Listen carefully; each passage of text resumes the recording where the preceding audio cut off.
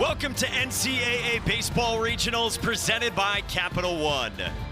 Day 3 in Knoxville and another elimination game on the road to Omaha for Tom Walter's Wake Forest Demon Deacons.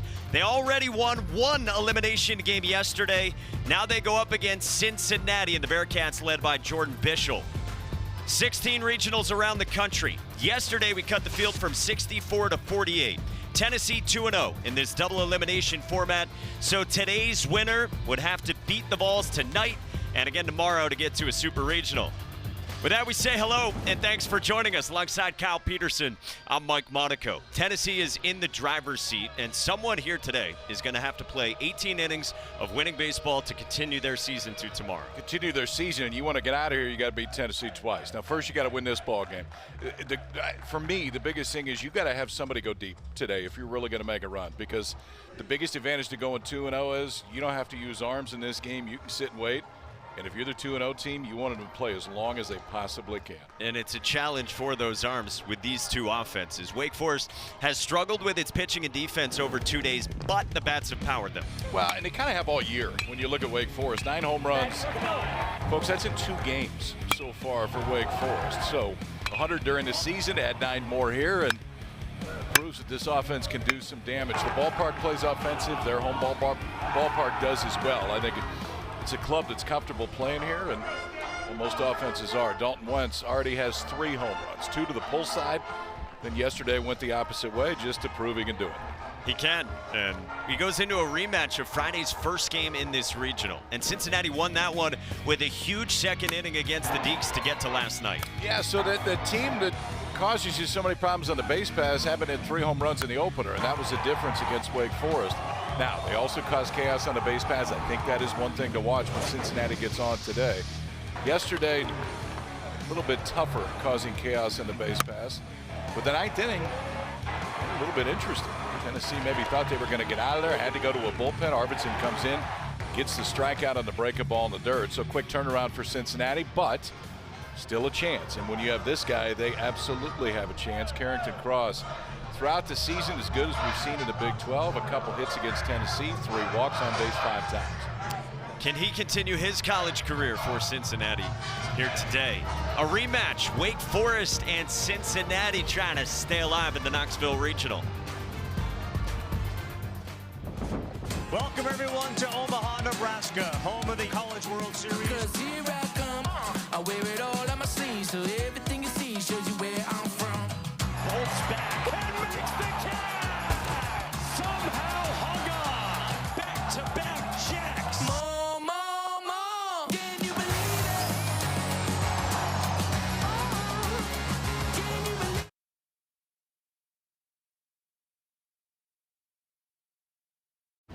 it? It's a rare thing when someone you've been with for so long finds a way to surprise you. It's like discovering E-Trade's easy-to-use platform now comes with the power of Morgan Stanley. Mom can speak walrus? Your kid's brain with Allegra versus some allergy medications in the math quiz. Some allergy medications can make your kids drowsy. 1, 2, 3. But Allegra is different. 7 times 51? No biggie. 357. Ace. Well done. Allegra is fast, non-drowsy allergy relief with 0% brain interference, so your kids can stay sharp at school. It's a no-brainer. There's a kind of magic to making memories, to finding time for the little things and the big things, the new things, and the things you'll do over and over again. It's the magic of a job well done and a well-deserved day of rest, of living life to the fullest with the people you'd never want to live without. Fairway, closed on Sunday, open for life. Testing, 1, 2, 3. We are live from Chick-fil-A. This is Grant. And this is Laura. And a little thing we love about the Chick-fil-A Smokehouse Barbecue Bacon Sandwich is that sweet bun. And that chicken filet was perfectly crispy and soft at the same time. And that Smokehouse Barbecue sauce, it's a lot of fun. And the brown sugar bacon definitely had a little bit more pizzazz. Also, the Mac, one of the all-time greats. It's hard to believe how much goodness you can get in one bite. Man, I'm getting hungry. Real guests paid for their testimonials.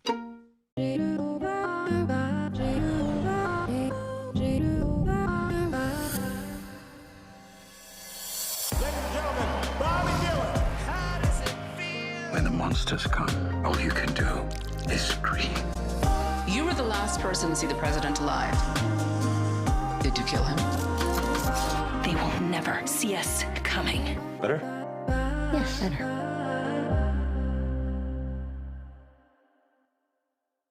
Let's go! The Rob Dwalish-Willie, the Sugar Show! Juliana Pena! How are you going to beat me, Kayla? Kayla Harrison! I will be champion. Game just a shade behind Duke, and well, they've got 9 home runs, second in the tournament to only Oklahoma State. Yeah, I mean, the power has definitely shown up for Wake. I think the biggest thing of the day is, can they throw enough strikes? They just, that's what's held them back throughout the entire season. Left-hander Matthew Dallas will be out there today, but ultimately, it's the walks and the defense that have held them back. If they can do that, they can actually still make a run through this thing. The problem is it's a big if, because they haven't really done it all year. The freshmen have hit 3 home runs for Dawson Wentz.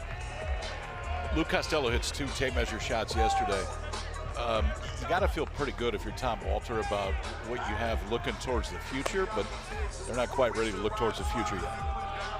We'll see what they can do against Carson Marsh, sophomore right-hander from Westchester, Ohio. Went to Archbishop Moeller. 4th on this team in innings pitched, makes his 9th start of the season. It'll be interesting to see with Marsh because it really is just 2 pitches. His fastball slider. But the slider, especially against right-handers this year, has been outstanding. But he gets a lot of swing and miss on chase. So watch the approach offensively for Wake, whether they wait him out, force him to land that slider. And then ultimately, at some point, this is going to be a battle of 2 bullpens that have had to go pretty deep already in this tournament. Yeah, we went through all the pregame permutations with Tom Walter. He's got it mapped out in his head. We'll get into that in the next half inning. Matt Scannell goes first pitch swinging, fouls it off, and away we go in this elimination game from Lindsey Nelson Stadium. Matt Scannell's the Princeton transfer from Stone Oak, Texas. Yesterday against Miami, Ohio, 2 for 5 with a 2-run double that he smoked in the 4th inning, and also had a bunt single in the 5th. He's worked 3 walks this weekend. How about 14-13 yesterday? If you were not locked in on ESPN for 4.5 hours from noon until 4:30 p.m. Eastern time, you missed a ball game. If you weren't locked in for 4.5 hours on ESPN yesterday, I question some of your life judgments. I don't know how you turned that off the entire time. Got really good at the end, though. Interesting ball game, Tom Walter said afterward. Obviously not how he drew it up. No, but as long as you get to play the next day.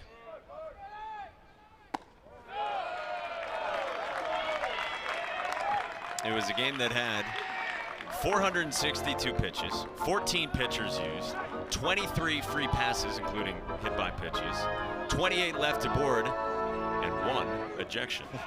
1 asked to leave. Miami head coach Brian Smiley in the 8th inning. That's a strike. Combined broadcasters' bathroom breaks, just 1 as well. I think it's pretty impressive. Yeah, that should be on there as well. I mean, I made it 4.5 sitting right in this seat. I didn't go anywhere. I'll cover for you.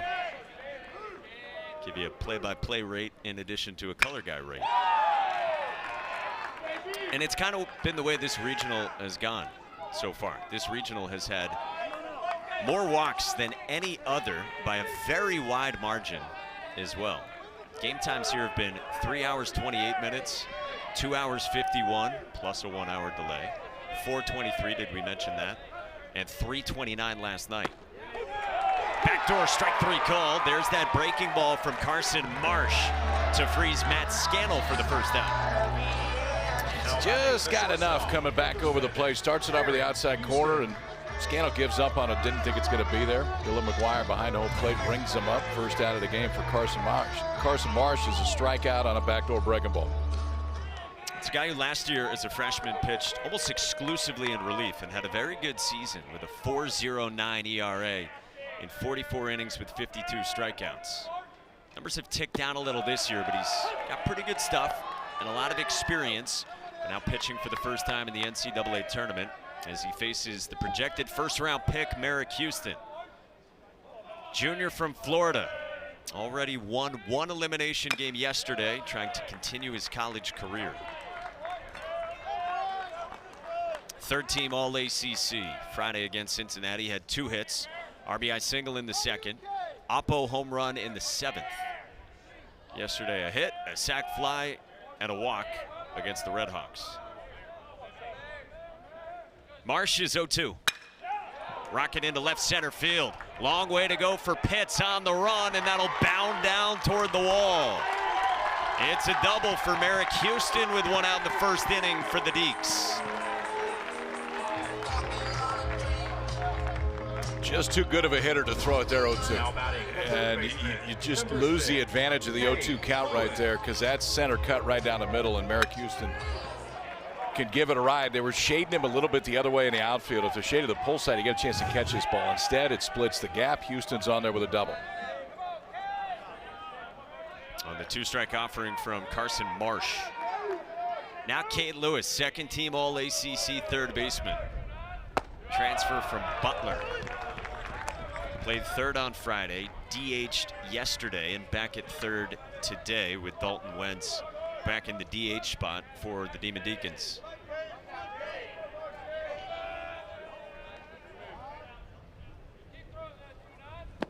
So I mentioned last year Carson Marsh had a pretty good season for him. Jordan Bischel had said that they didn't really throw him in impact innings last year's the beginning of his freshman season, but by the end of the year, Carson Marsh was pitching a lot and was really steady with his strike throwing. Then went off to the Cape Cod League in the summer and pitched for the YD Red Sox. 3-0 against Lewis. Was in the bullpen to start this season and then started giving Cincinnati more length right around the middle of April.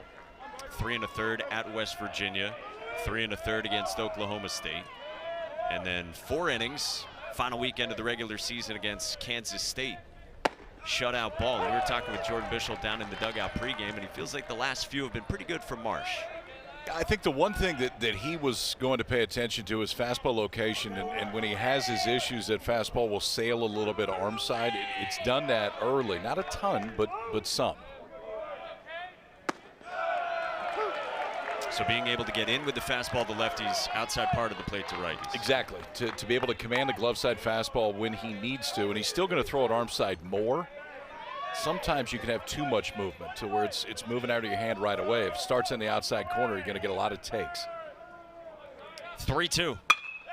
Lewis on the ground. Nice stab by Quentin Coates, true freshman to the bag for out number 2 with Merrick Houston over to third.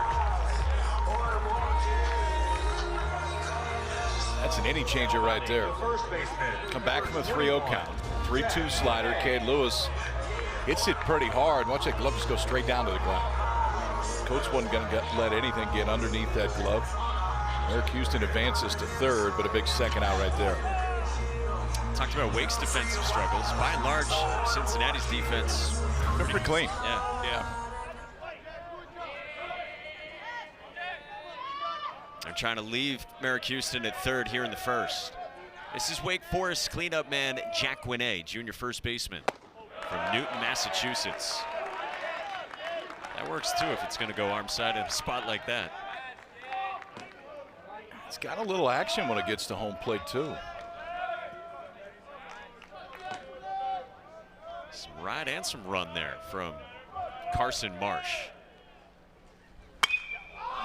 This is popped up by Jack Winnay toward first. Quentin Coates shades on, inning over. Nicely done by Carson Marsh, working around the 1-out double.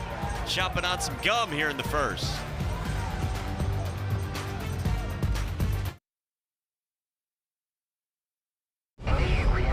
When your family feels protected under our roof, they're free to dream. And you can get a personalized rate based on how you drive. Customize what you pay with Drive My Way. American Family Insurance. Get a quote and find an agent at amfam.com. Guess I won't be making my famous burgers. Text everyone to cancel. The Rivera say it's not even raining at their house. Aren't they like 2 blocks away? It is coming down out here. It really is. That was cheese. Yes, it was. Keep walking, Marge. that this is a microstorm. What's a microstorm? I don't actually know. Would you rather spend your summer like this? Hey, Jim, how's your back? Oh, you know. I hear ya. Or like this? What's happening? Welcome. Allow me to adjust your gravity. No, I'm fine. Gravity on. On June 20th, kick off your summer with Elio. Elio. You're more puny than I expected. I could say the same about you. These are the lava tunnels. And I am not fireproof. Just get in my mouth. Actually kind of comfy in here. Disney and Pixar's Elio. Rated PG, June 20th. CAA Baseball Regionals are presented by Capital One. What's in your wallet? Cincinnati in its first NCAA tournament since 2019 and got its first win since then with a victory on Friday and a nice moment for Carrington Cross and his head coach. Landon Vitterick's been around for 3 seasons with this program, and unfortunately for a second straight game, he's unable to go. Suffered an oblique injury the week of May 12th and played Friday, didn't go yesterday and still bothered by it and not in there today. He's a game changer. 39 stolen bases this year for Vitterick. He had 2 in the one game that he did play. Potentially could come in if they need somebody to run, but changes this offense. He's hitting the leadoff role instead. They'll push the Big 12 Player of the Year into that spot today. So Carrington Cross leads it off. Christian Mitchell back in there today. In left field yesterday at second base. Charlie Niehaus has played a really reliable shortstop position for him too. They all face the sophomore left-hander from Memphis. Tennessee transfer back in Knoxville, Matt Dallas, 6'5", $195. Knows the setting, that's for sure. They need length from Matt Dallas today. When we talked to Tom Walter before the game, the one thing he did say too was the ability to land the slider. Makes everything else work a lot better. First pitch is pumped in, strike 1 to Carrington Cross. Big 12 Player of the Year, as we told you. You said it earlier, KP. He was aboard 5 times last night against Tennessee out of this leadoff spot. And he drops down a bunt, forcing Cade Lewis to barehand, not in time. Cross fired up, and yet another bunt single for the Bearcats. He's chasing 400 today, too. Comes in at 399, so... I mean, when you look at the numbers, Cincinnati bunts a lot, but most of the time that they bunt, it's not just a pure sacrifice. It's trying to bunt to get yourself to first base. Cross is known for the power and the ability to slug and everything else. He can do this too. Leadoff man is on there with a leadoff single. Now Jack Natilli. Yeah, you said chasing 400. Carrington Cross would be the first Bearcat to do that since 2009. In some time at Cincinnati to hit 400. This comes in and hits Jack Natilli. Not the start Wake Forest was looking for. Bearcats, meanwhile, have 2 aboard, nobody out to start this ball game. Now batting the first baseman for 25, Quentin Coates.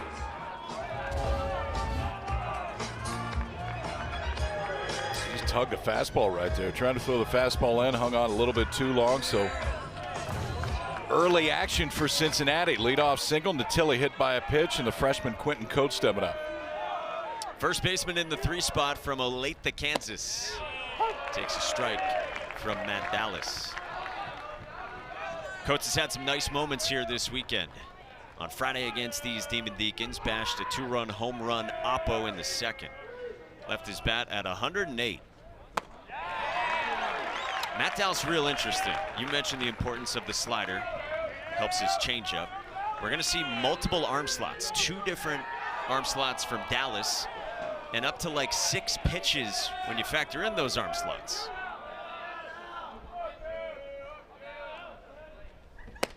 More over the top there for a strikeout of Coates.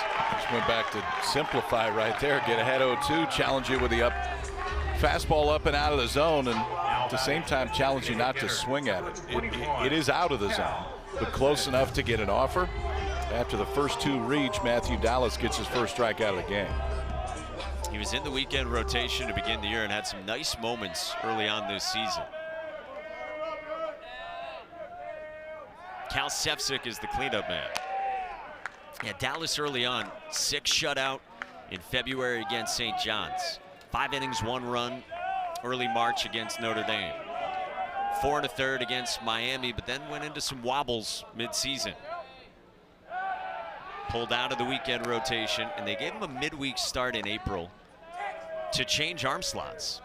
It was something that they thought about. Very often. Yeah, and it worked. Midway through the season, why don't we just tweak this a little bit? One, it takes openness, but two, just the conviction after you do it.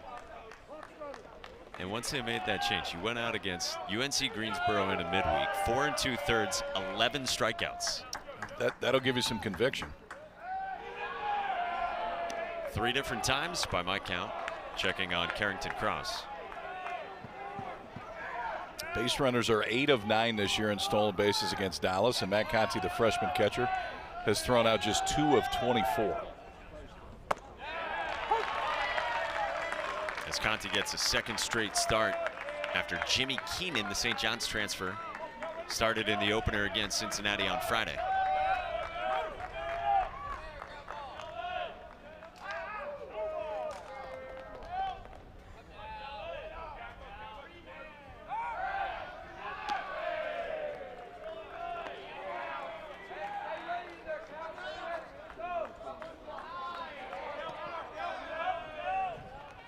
Matt Conti in communication with Matt Dallas with 2 on.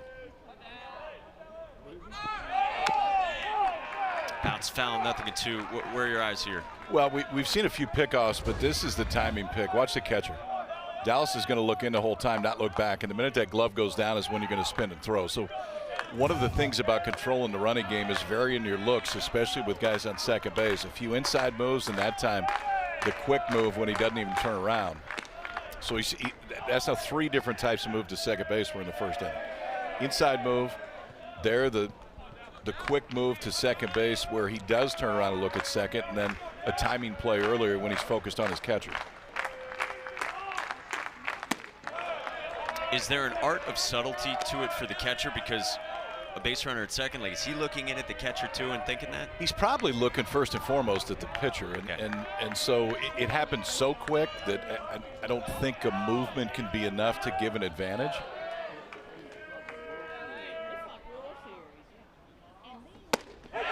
Strike 3 called.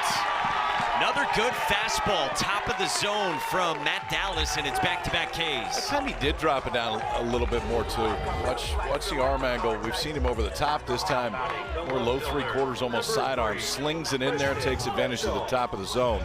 Now back-to-back strikeouts for Dallas.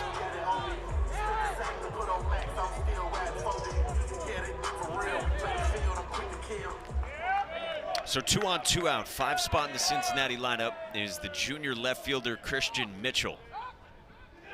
Central Michigan transfer who popped a home run. He said he started at second base over Loudon Brooks and went deep in the 7th against the Bulls. You might see him pitch today as well, we were told.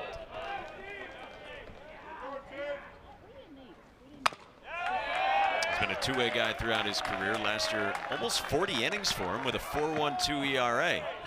This year, just 9 innings in 10 appearances and is scuffled, but it is all arms on deck.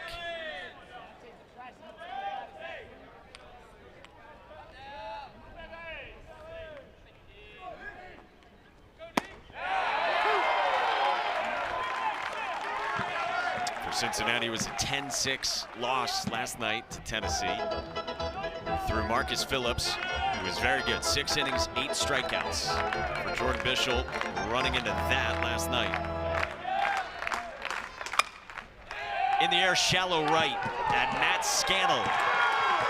Matt Dallas is fired up. He just sprinted off the mound, high-stepping into the Wake Forest dugout. Already seated. All right, now that left-hander knows his field. Now he likes the feeling being back on it. First 2 reach, he sets down the next 3.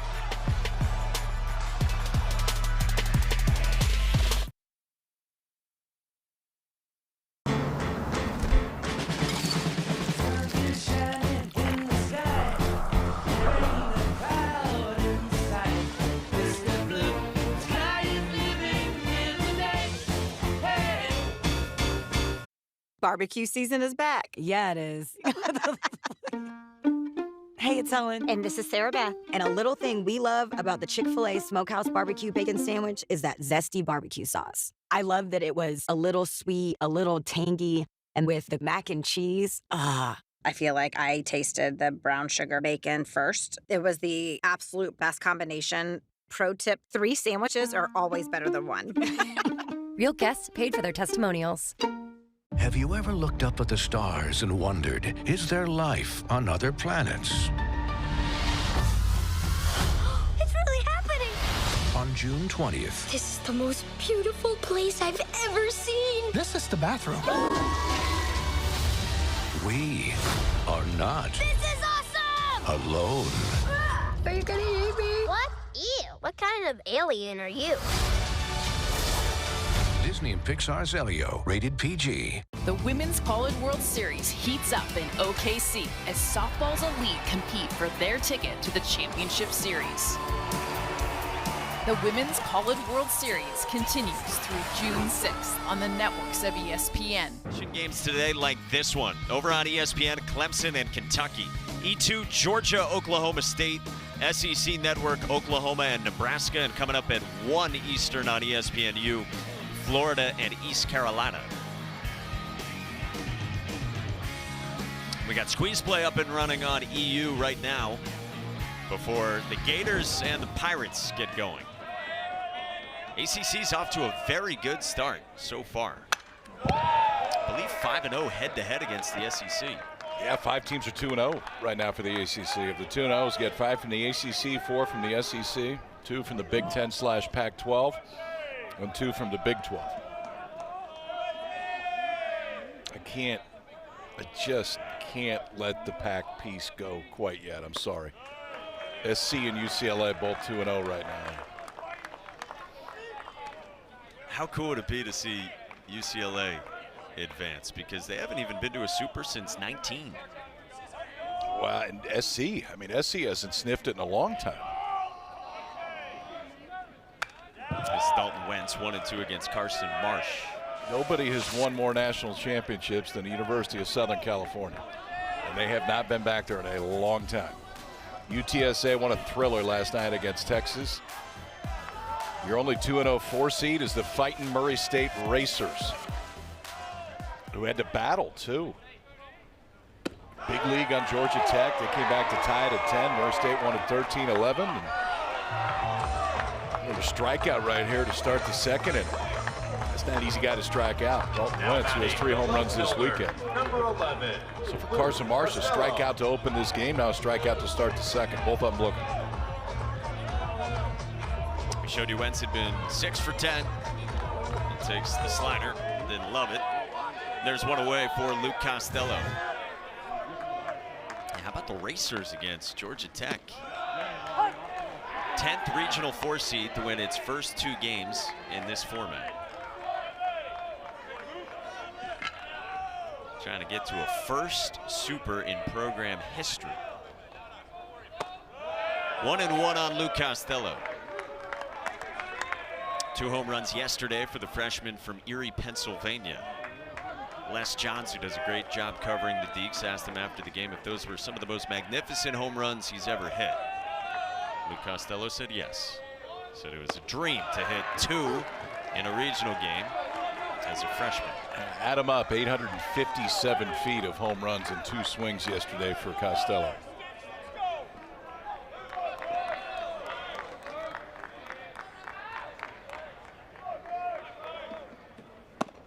Swing and a miss. Filthy slider and a K-strut to boot from Carson Marsh, who's punched out 3 all on the slider. Yeah, he is leaning on it. And against right-handers this year, he's throwing more sliders than fastballs. So that's ultimately what his attack is going to be if he's going to have success. The biggest thing for him is landing it early, getting ahead, and then getting chased late. He's been able to do that so far. Get ahead. Saw right there, Costello couldn't hold up. Entering today, 46 strikeouts for Marsh, 32 of 46 on the slider. Only giving up 1 home run on his slider this year. But all 3 of them today. 2 outs, Austin Hawk, junior second baseman who started his career in North Carolina, and that was sick. He talked about fastball command, glove side. How does that set up the slider? I mean, same general area, because for the most part, that slider is going to throw glove side. It breaks that way, so it ends up there most of the time. And even when it backs up a little, Carson Marsh will take that too.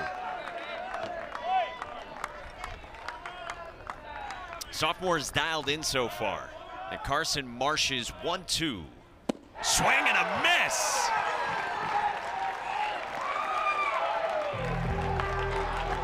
Okay. I think that one's working today. 4 strikeouts in the first 2 innings, 3 in inning, and all of them on that one. The slider is A+ so far for Carson Marsh. Drink responsibly. I have a plan to get home.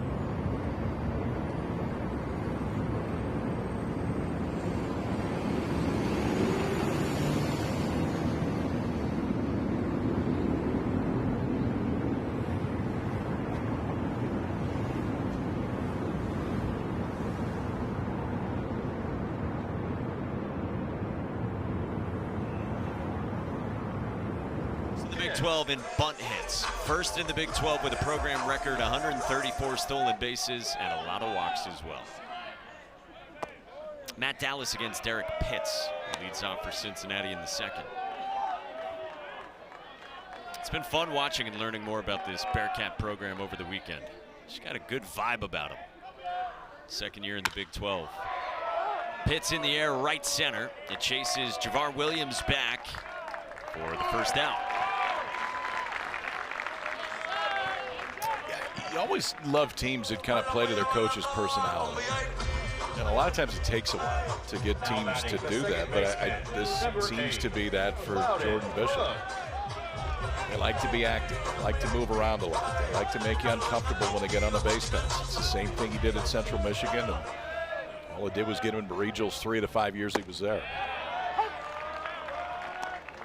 This is Loudon Brooks, veteran middle infielder, back in the starting lineup, Cincinnati native. It felt like they competed yesterday, but didn't feel like they played their best. Kellen O'Connor was the starter, went 5 1/3, 7 earned. Obviously facing a very tough offense. Walked 5, gave him 109 pitches. They were down 3-2 after the third. They even pulled off, tried to pull off, a Grand Illusion-esque play. At third base, no less. On the ground to short at Merrick Houston. 2 down. It brought us out of our chairs in the broadcast booth. Look at all the movement here. The step off first, act like it goes down the line. Josh Elander is the hero of the day for Tennessee. Do not move. Do not move. Stay right there. Got some smiles all around from everybody. Jordan Bishop coming out. I mean, smoke him if you got him right there. You might as well try it. You're not going to get a chance to try it again, but. It looked like Gavin Keelan, the man over at third for Tennessee, said, "That's pretty good." Charlie Niehaus, the batter. And you just saw a shot of first base coach Tom Winsky, who was Jordan Bischel's college coach. We were chatting with them both down in the dugout pregame. Tom ran it successfully 4 or 5 times as a D3 head coach, and he said every time it was in the tournament, reserved for the big games. We'd wait until the biggest time. He goes, we had it at first, we had it at second, we had it at third, we had it at every single base, but I'd wait for the right time to run it. 3-0 from Dallas. Nod to Ron Frazier and Skip Bertman in their days at Miami. One of the most famous plays in the history of the College World Series. And we asked Jordan Bischel, do you have a name for it? And he said, well, you got to talk to Tom. It's his brainchild. And Tom went right to the Grand Illusion. That's where it came from.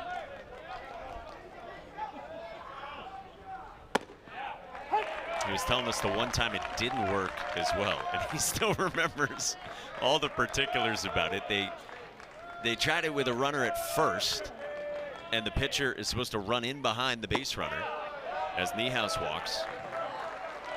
And it got in a rundown towards second, and the pitcher sailed it. Then he threw it away. Yeah, everything works. All right, watch all our movement here. We're ready in the dugout. We got to step off first. Bullpen catcher turns around and runs. Phil Stevenson's like, what in the world just happened? Phil Stevenson had 86 stolen bases that year. His brother was the head coach, Gene Stevenson, who went on to win a national championship. They don't forget that one. Straight out of Little Big League. Donovan Ford pulls back, and that's called a strike from Matt Dallas. Ford slashed successfully against Wake Forest on Friday. D2 transfer, senior from Greenville, South Carolina. Popped a home run in that game Friday as well. 2-run shot in the 5th inning that he tagged at 106 miles an hour. Highlight reel kind of player at 5'8", 160 pounds. Matt Dallas was firing in first pitch strikes in the first. 4 of the 5 he faced. 1-1. It's up high, falls behind again, 2-1.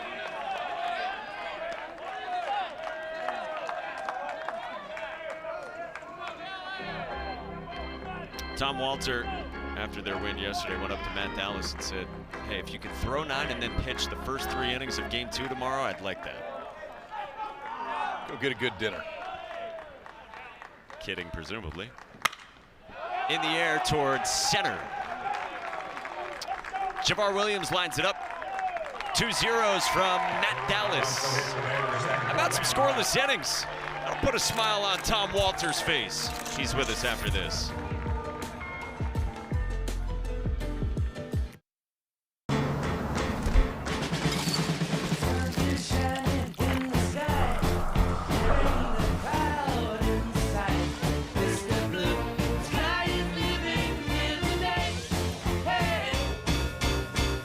Barbecue season is back. Yeah, it is. Hey, it's Ellen. And this is Sarah Beth. And a little thing we love about the Chick-fil-A Smokehouse Barbecue Bacon Sandwich is that zesty barbecue sauce. I love that it was a little sweet, a little tangy, and with the mac and cheese, I feel like I tasted the brown sugar bacon first. It was the absolute best combination. Pro tip, 3 sandwiches are always better than 1. Real guests paid for their testimonials.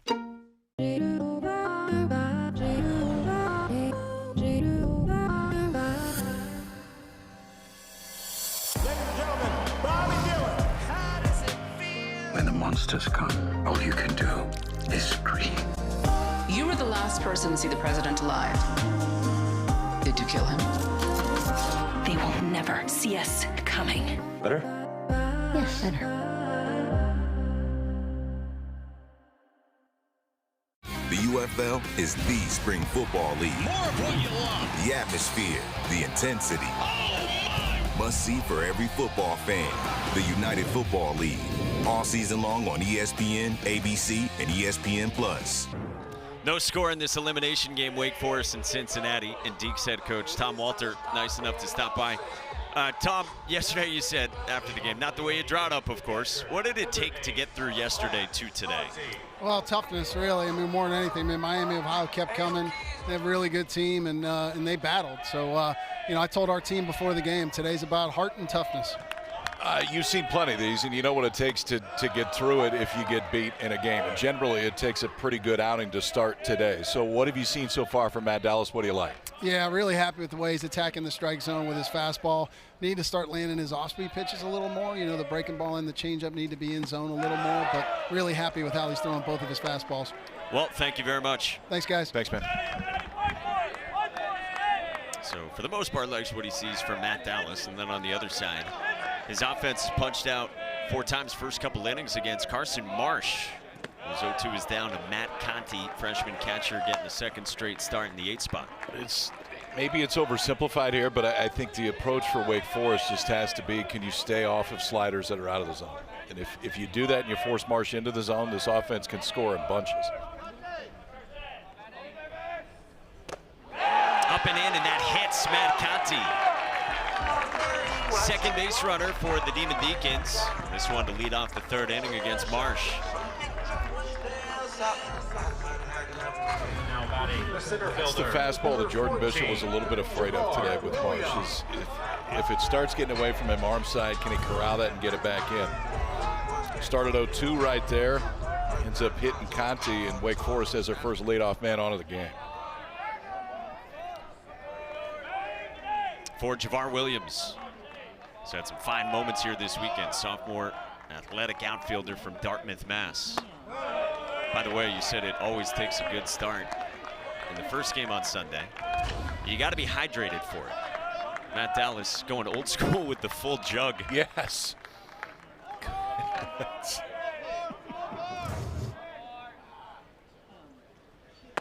If you could put this regional in one GIF on social media, it would be that clip.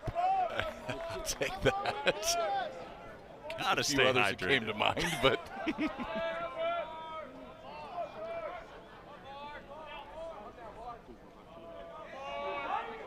long hold from Marsh, and the 1-1.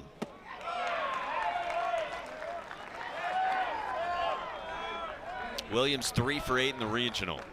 Friday was 1 for 4 against these Bearcats, and then yesterday 2 for 4 with a 2-run shot in the 2nd, a walk in the 4th, and a double in the 5th. There's a lot of the young hitters in the Deacs lineup that produced yesterday.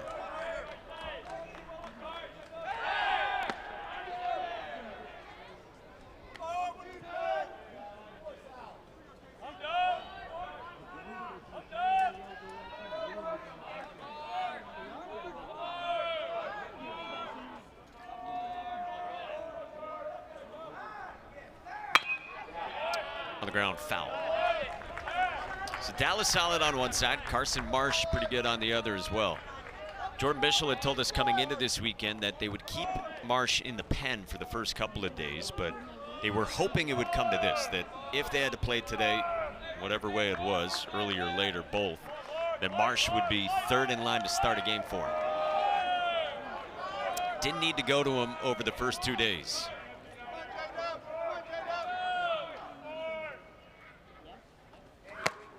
Two and 2 on Williams.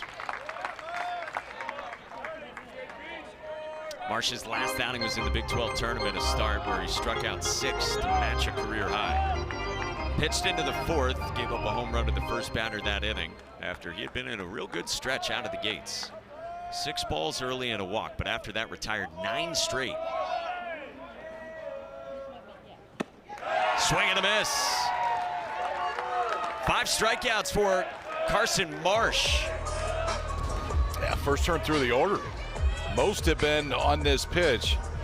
He's had the ability to throw both sides of the plate too. For the left-hander who tries to finish him with that slider away, it's happened 3 times already. His control of it so far has probably been better than his fastball for the most part. I mean, the metrics say he's going to lean on it. He throws it about as much as he does his fastball. Today, it's definitely been his best pitch. He's singing along to Matt Scannell's walk-up music as Wake goes through the lineup for the 2nd time. A good fastball command there. Scannell struck out his first time looking on a slider.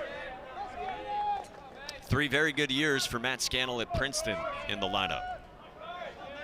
And a staple for the Deacs this year in right. Chop foul, 0-2.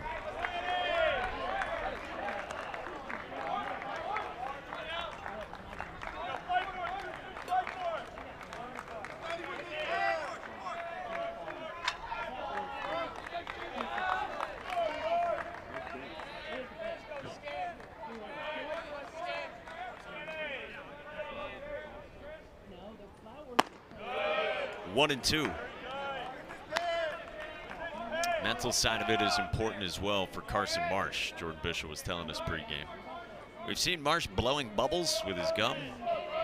And Jordan Bishop actually said this, you're going to see him gnawing on his gum all game.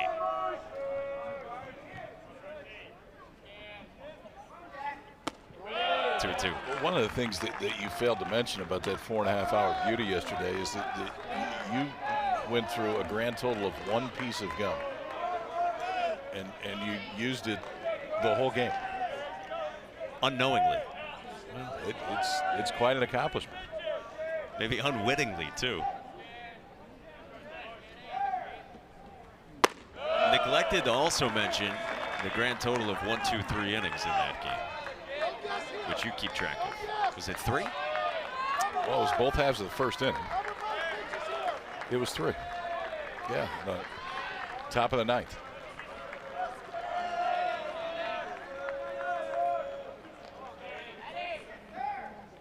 Scandal takes, walks, and there's 2 on for Wake, courtesy of the free pass here in the 3rd. I think interesting to see now, second time around this Wake order.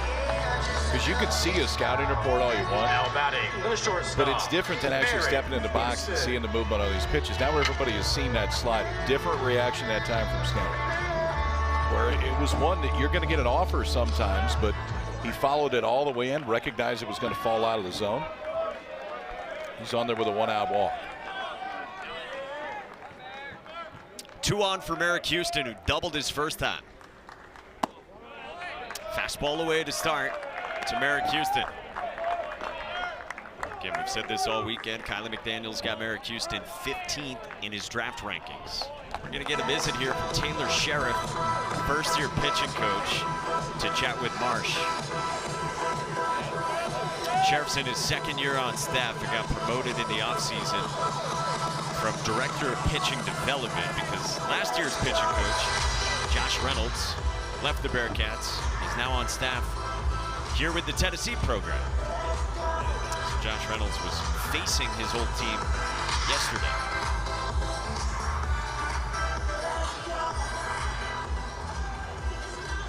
Everybody's available, including Joel Pinheiro, son of the big leaguer Joel Pinheiro. He was the first name that Jordan Bishop mentioned today as far as Pinheiro's probably the first guy you're going to see, and was good for us early in the season. But yeah, if you're listed as a pitcher today, maybe one exception, you have your spikes on.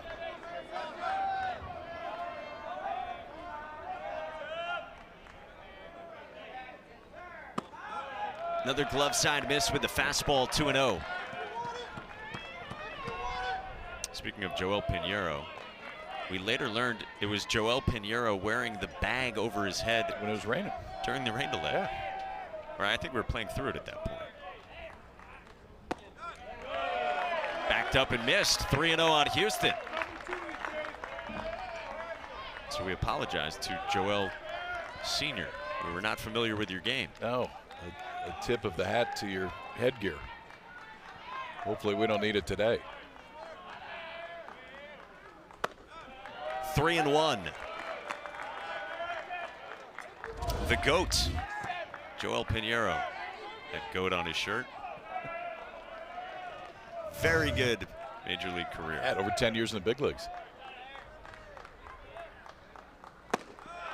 3-2 on Merrick Houston on a 3-1 fastball, kind of middle. That's a similar pitch that he hit in the left center field gap for a double his first time up.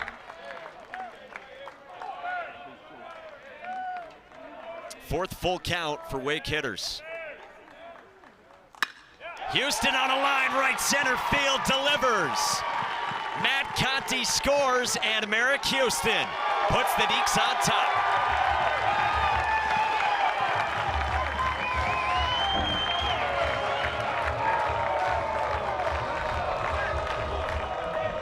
Taking 2 swings at fastballs today. One was a double in the left center field gap. This one off the bat looked like it may be a double in the right center field gap. 3-2, which has seen 2 straight fastballs and took them.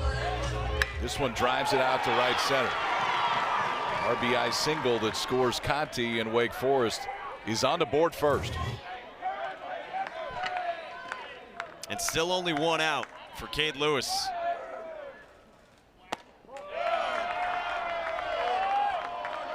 There hasn't been a ton of length from Carson Marsh this year. So at 53 pitches into the third inning, second time through the lineup, dealing with traffic. Lewis bounced to first his first time. That's kind of what the numbers say for Carson Marsh this year as well. First time through the order, he's kept opponents to a 441 OPS. Second time through, over 1,000.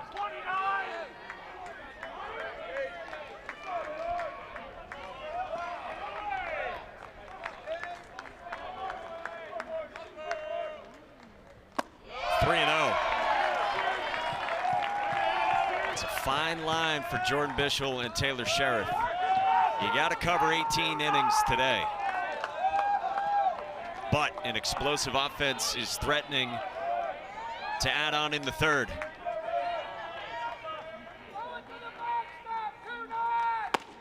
There's a strike, 3-1.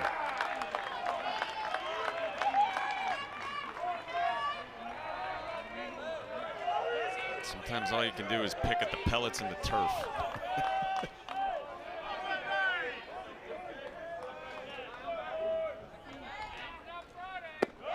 Down. Second walk, third free pass of the inning, and Wake Forest has him loaded with one out for the cleanup man, Jack Winney. Now batting, the first baseman, Jack Winney. Joel Piñeiro's getting hotter.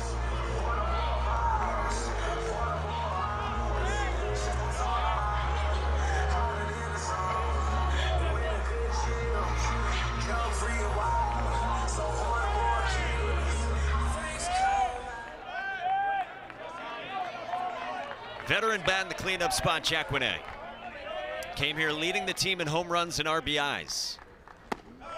First pitch, slider to start. Winney popped the first and foul ground his first time to end the first inning, as Carson Marsh stranded a man at third.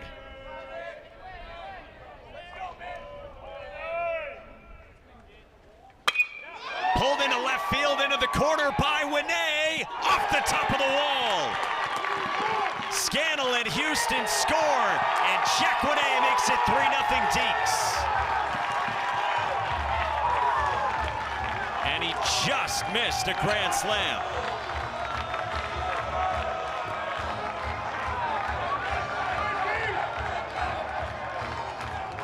Talking about the challenges Carson Marsh has had this year, second time through the order.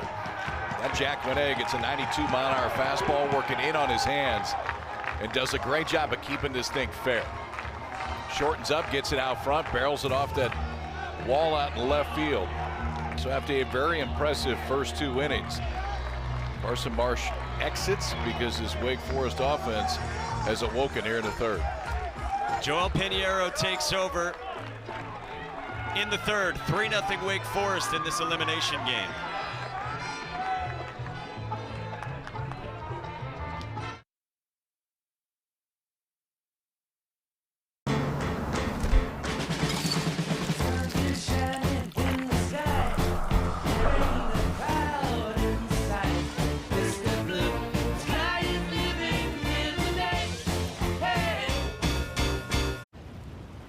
Where are all the animals, Dad?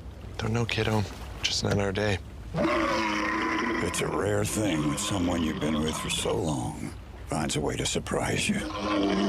It's like discovering E-Trade's easy-to-use platform now comes with expert insights from Morgan Stanley to help you navigate the markets. Mom can speak walrus?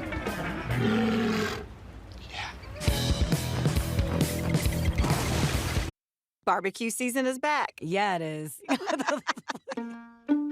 Hey, it's Ellen. And this is Sarah Beth. And a little thing we love about the Chick-fil-A Smokehouse Barbecue Bacon Sandwich is that zesty barbecue sauce. I love that it was a little sweet, a little tangy, and with the mac and cheese, I feel like I tasted the brown sugar bacon first. It was the absolute best combination. Pro tip, 3 sandwiches are always better than 1. Real guests paid for their testimonials.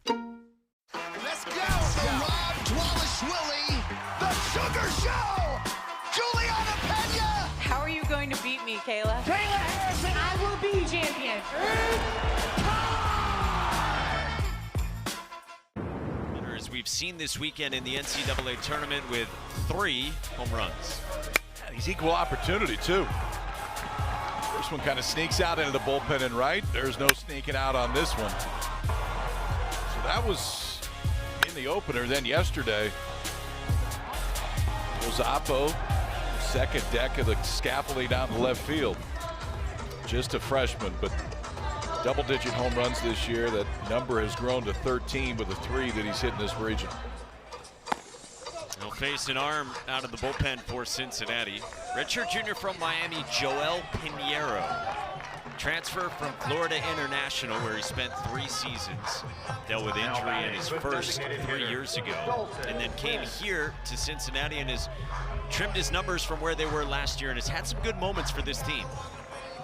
Yeah, Jordan Bischel talked about how good he was early in the season, and right now they're hoping he can regain that form. It's a fastball in the upper 80s. If his last name is Pinheiro, you know he's got a pretty good slider. That's a fastball at 89 to start out to Dalton Wentz. Struck out looking his first time against Carson Marsh.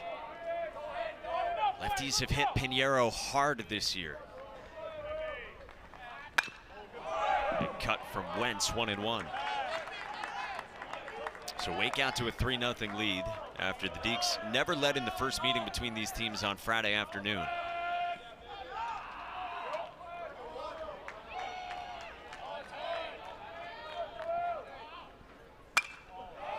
One and 2.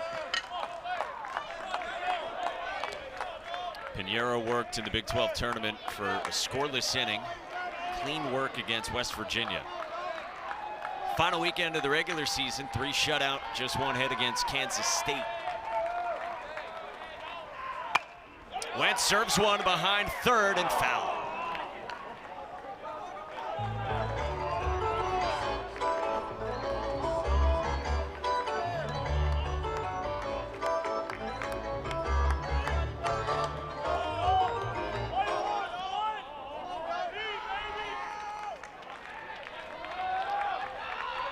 Second and third for Wake Forest, and still just 1 out in this inning. Wentz high in the air to right center.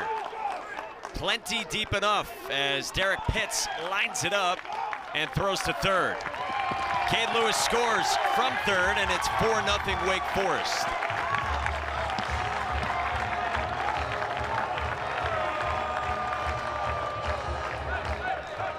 The freshman continues what has been a really, really impressive weekend. Just missed this one, too. If he gets all of it, it definitely carries out, but got enough. Deep enough to score Cade Lewis. Now 4 in the inning for the Deacs. All smiles from Dalton Wentz. Now the 8th batter to come up this inning for the Deacs is Luke Costello. True freshman left fielder. Struck out his first time on a slider from Marsh. And got the Pinheiro famous slider there to begin here.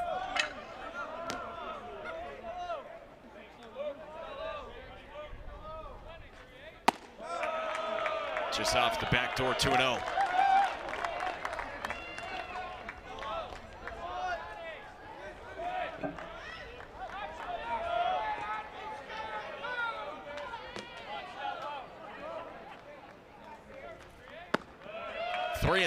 On Luke Costello.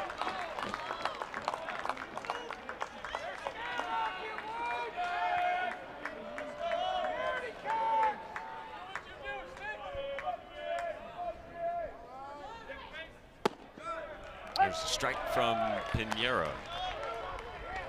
Yeah, Dad had a good long career. 12 years. I did. 104 wins. More than 260 starts. 5-pitch walk, Costello's on. 2 aboard for the Deacs, and the free pass hurting Cincinnati this inning. Now batting the second baseman, Austin Hawk. Not sure any of our 4 head coaches are going to be thrilled with this, so we apologize, but most walks allowed by regional. Numbers are the numbers. It's been not equally distributed, I would say, but ultimately significantly more than anywhere else. And 4 more today. Austin Hawk takes strike 1. Yeah, there was an unnamed coach who said to an unnamed umpire yesterday during the lengthy Wake Miami game that it was kind of like being in a dentist chair. Popped up. Shallow center off Austin Hawk's bat. And Donovan Ford ends the inning. Wake Forest strikes for 4 in the 3rd in this elimination game, trying to get to tonight against Tennessee.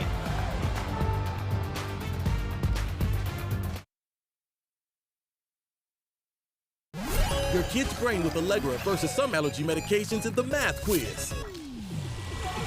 Some allergy medications can make your kids drowsy. 1, 2, 3. But Allegra is different. 7 times 51? No biggie. 357. Ace. Well done.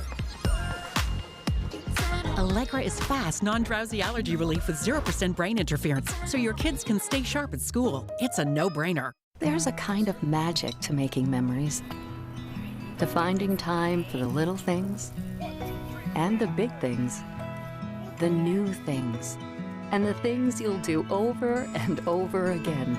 It's the magic of a job well done and a well-deserved day of rest, of living life to the fullest with the people you'd never want to live without. Fairway, closed on Sunday, open for life. Barbecue season is back. Yeah, it is. Hey, it's Helen. And this is Sarah Beth. And a little thing we love about the Chick-fil-A Smokehouse Barbecue Bacon Sandwich is that zesty barbecue sauce. I love that it was a little sweet, a little tangy, and with the mac and cheese, I feel like I tasted the brown sugar bacon first. It was the absolute best combination. Pro tip, 3 sandwiches are always better than 1. Real guests paid for their testimonials. This is now, Jordan, what did you see from Carson Marsh? Looked so good in that first inning, and then how do you plan to attack pitching the rest of the way? Yeah, you know, Joel's given us length a few times this year, so hopefully he can settle in and get us a bunch of outs, and then we'll just kind of feel it out from there. But, yeah, it's happened to Carson a few times this year where he just loses a little command of the baseball, and, you know, he can't give up 4 runs on 2 hits. And we saw that game 1 against Wake, and we've done it to the other teams a couple times. You've seen it all regional, like, everybody's going to hit, so if you give them some free ones, somebody's going to drive them in. Just from a game strategy standpoint, do you approach this any differently than you do, say, a normal weekend game offensively with what you've seen so far? Not really. I mean, we're going to still play our style. Again, we've talked about how our short game and our approach is designed to generate big innings, and there's a little risk involved there, but that's how we get our crooked numbers, and we're obviously going to need one at some point here. Jordan, thank you very much. I appreciate it. Hey, if I don't get you guys again tonight, I just want to say thanks for all you guys do for college baseball. It's awesome how much you guys are helping grow the game. Thank you very much. Hey, that's a good swing right there. From Carrington Cross. Yeah, unfortunately for you guys. Sorry, Coach. I'm not much of an announcer because I thought that was a double. Thanks, guys. 100 off the bat if it matters. Yeah, thanks. Now batting, the catcher, Jack Natili. People in this park are known to take some time to adjust to reads off the bat. Tony Vitello nailed one yesterday. Yeah. He's strong. That might be a home run. And it was. Halfway up the batter's eye in center. Summeralian call from Tony V. But yeah, Carrington Cross does line out to Javar Williams. And now Jack Natili. Yeah, I thought that was an interesting question. Is there anything different offensively? I mean, it hasn't been so far.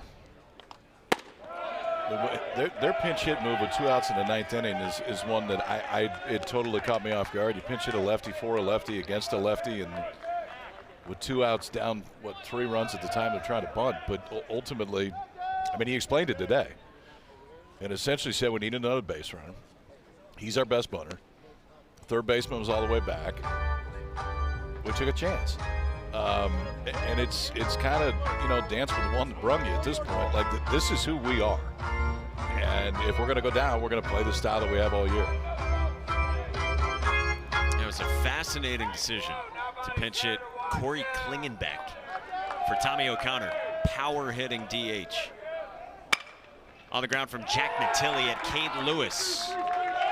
2 down. We looked up the numbers. Klingenbeck, 18 hits this year. 5 of them bunt hits. For a Cincinnati native who's going to go into the Cincinnati Fire Department. He knew his guy. The first baseman. I'm putting a guy in that I think can lay a bunt down, which is what we want to do to get a guy at first base, and then maybe we can run into him. It was unconventional, and we did kind of look at each other like, what exactly is happening here? But when I heard him explain it today, it made a lot more sense. You just don't see it very often. Jordan Bischel said Brandon Arvidsson, the Tennessee reliever who came in, has nasty stuff. O'Connor was 0 for 4 with 3 strikeouts. And so he also said we thought we might be able to sneak in Klingenbeck, and like during the pitching change that no one would realize. They almost snuck him past us. Is that 15? And is the switch hitter against the lefty batting left-handed? This is Quentin Coates down 0-2. Upstairs from Matt Dallas at 93. Coates struck out on a heater up in the first against Dallas.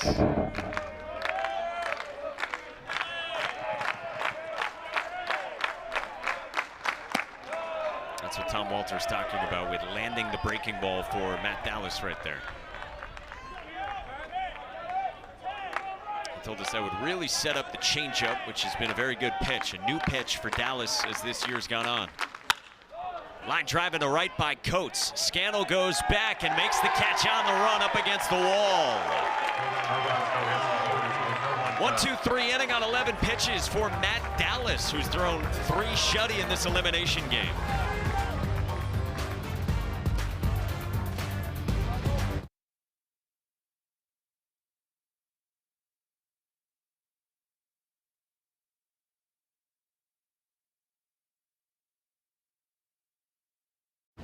It's a rare thing when someone you've been with for so long finds a way to surprise you.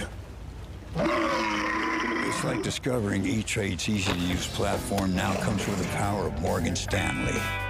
Mom can speak walrus? Jeff, you good? Yeah, 1 sec. Listen up. Jeff has a sore back, and it's the Rec League semifinal. Let's get our man back in the game. We got the ice, and we got the hot.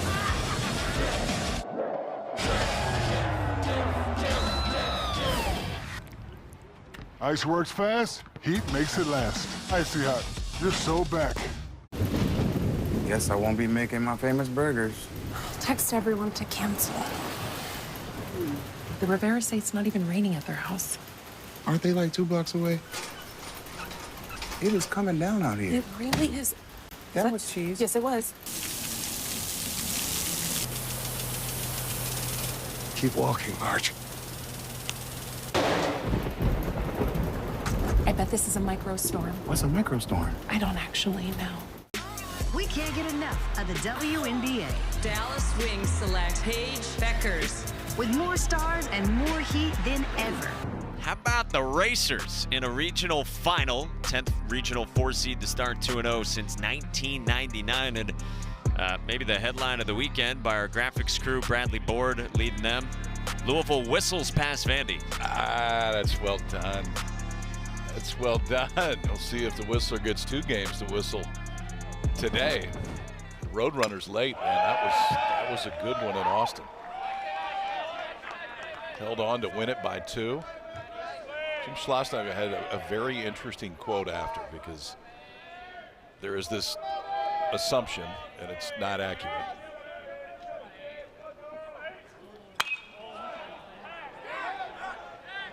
And it's generally amongst fan bases, and obviously Texas fans seem to think very highly of their teams generally. And basically it was, hey, those guys are really, really good. Like, yes, it doesn't say Texas across their chest. It says UTSA. If you go look at the season that they had, ultimately they got in as an at-large. Like, they already beat Texas on their field in the regular season. I think they're actually very equally matched. Matt Conti lines a single into left. Wake Up by 4 has the leadoff man on against Joel Pinheiro. What a game it was. Late in the ball game, awesome. Yeah, no, I couldn't. It kept me up a little bit longer than I intended, but it's 2 straight nights, and the same thing will probably happen tonight. We love every bit of it. Javar Williams now, the leadoff man aboard.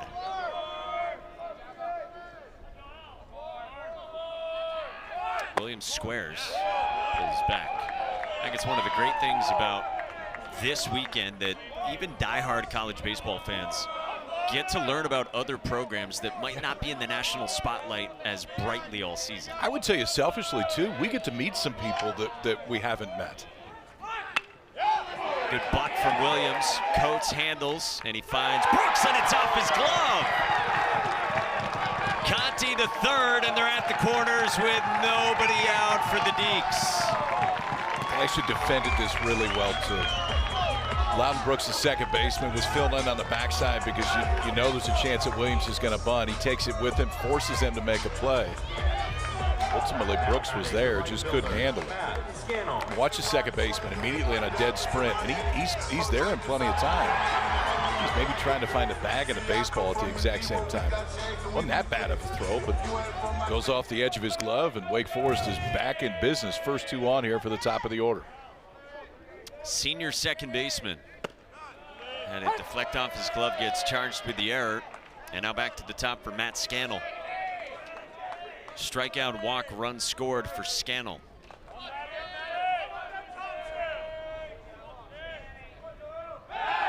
Yeah, I'm with you, though, on coaches that we get to meet. Like, I had Wofford in my regional last year. J.J. Edwards took over for Todd Interdonato, learning from that staff and the way they do things, a program that has had a ton of success through the years. Yeah, it's fun.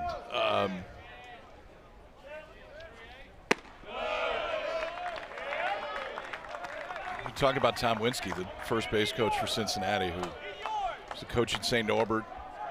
Coach Jordan Bishel when they were in college, now his assistant. I could have stood there and talked baseball with him all day. He's just a Midwest dude that loves to be on dirt, man. It's not a bad way to live. He's a little superstitious about his undershirt as well. Yesterday he had a... He was confident yesterday because he rolled the Packer undershirt out. Didn't quite deliver the way he hoped. Scandal pops it foul. It was like an NFL draft shirt from when the draft was in Green Bay. And as we mentioned before, Tom Winsky, a Packers season ticket holder. So he had that yesterday. Day before that, he had a Pete Rose shirt on.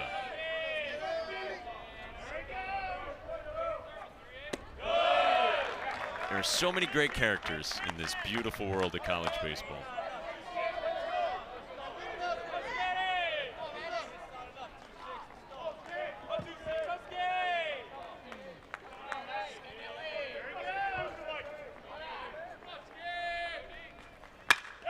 Line drive up the middle, gloved it short by Niehaus, and Brooks not in time on the turn, and Matt Conti stayed put at third. He froze. He wasn't sure if it was going to be caught. In that situation, it probably could get a little bit further just because if it is caught, it's caught up the middle the minute it gets past the pitcher. But at that point, you're going to score. I think the thought was, is the pitcher going to catch it? If he does, potentially he can double you off. Looked to be something that maybe gets through. Instead ends up being an out at second, and Wade can't score a run. And now the dangerous Merrick Houston, who has looked locked in the first 3 innings of this game. Double in the first, single in the third. And a fastball for a strike from Joel Pinheiro.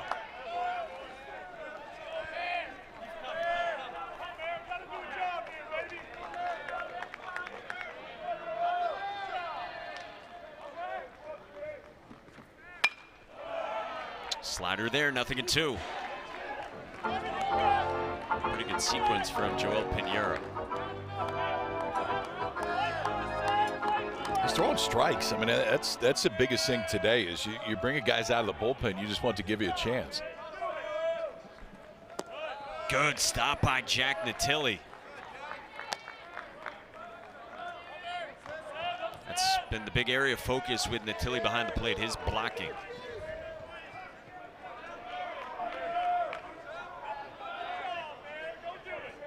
Runners at the corners in the fourth. Piñeiro's 1-2. 2-2 with a slider.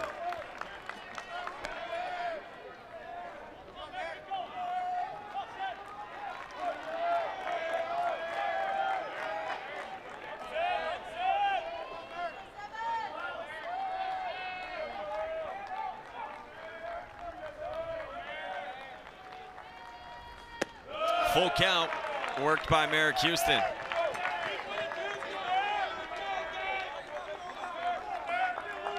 Wake has already forced Cincinnati into the bullpen. And can they open this thing up even wider in the fourth inning? Houston to short on a hop. It goes away from Niehaus in the left. Conti scores and it's 5-0.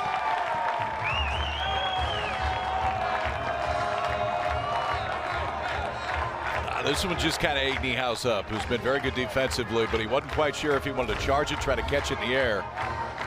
And in the end, it's just a little bit of indecision. First step is in, then he goes back, then you just get caught having to throw that glove up and hope you're right. It may have gone off his head. I think so. Kind of exploded on him a little bit. And now ball one to Cade Lewis.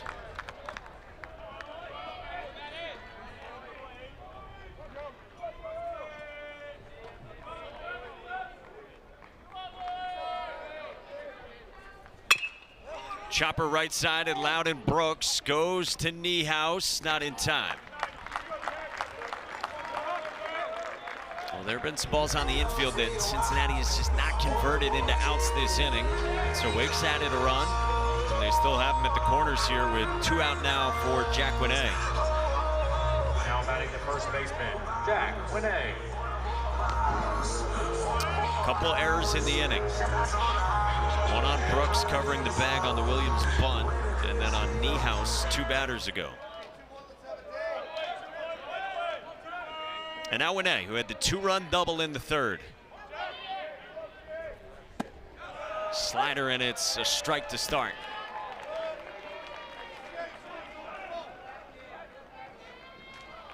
Tom Walter has called Jack Winay one of the heart and soul leaders of this team.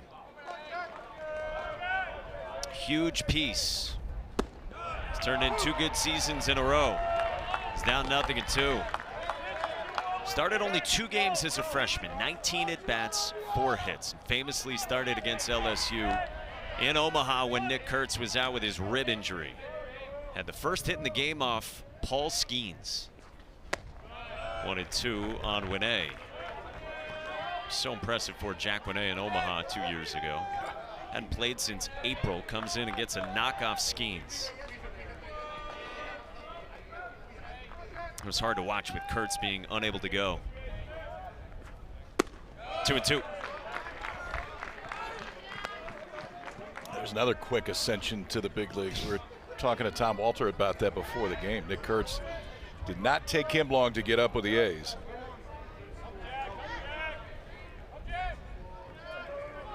Currently on the injured list, but got up there in 200 and some odd days. Part of a very good draft class out of Wake Forest last year. Can I interest you in 3 in the top 10?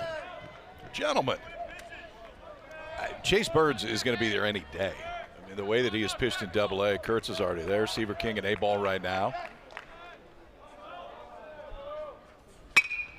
Line drive right field. Donovan Ford goes back to make the catch, and the inning's over. Wake adds a run. The lead is 5 in the 4th in Knoxville.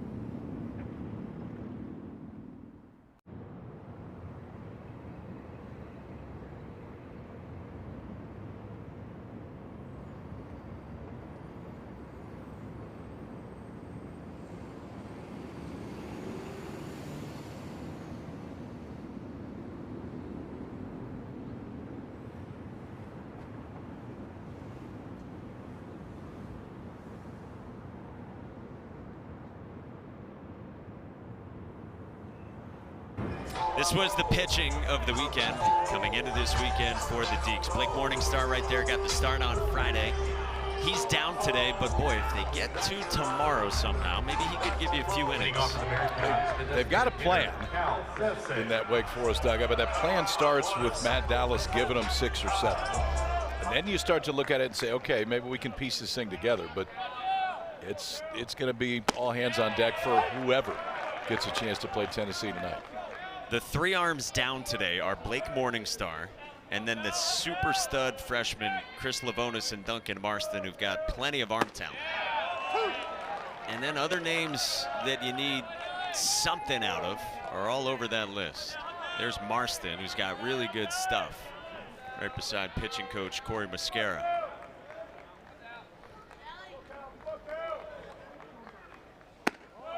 Cal Sefcik leading off. Yeah, it starts with, like you said, 6 or 7. Tom Walter said that to his pregame from Dallas. The math starts to not work unless somebody gives you significant length. A strikeout for Dallas doing his part so far. He's been very good. Obviously, he hasn't given any runs up. He's also been pretty efficient. And that's the key. I had a feeling Matt Dallas coming back to this ballpark, I don't know if I would have liked it as much against Tennessee, just because of that offense, but against anybody else, you know, there's some familiarity here, and I would assume there's just a desire to go out and show out your best, the place you used to be. Cracked foul by Christian Mitchell. Mitchell flew out to right field his first time. Very versatile piece who transferred in from Central Michigan. Yeah, instead Dallas goes in the first game of the day. Again, Wake with a win would play tonight against Tennessee. He's been in the weekend rotation this year for stretches for the Deeks. Last year at Tennessee, as a freshman, a 4.76 ERA and 17 innings for Dallas. 22 strikeouts, 10 walks. Not part of the Omaha mix and transferred. 2-2.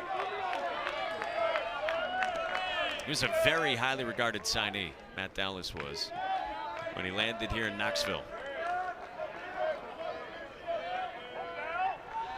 Didn't pitch at all in the postseason for him last season.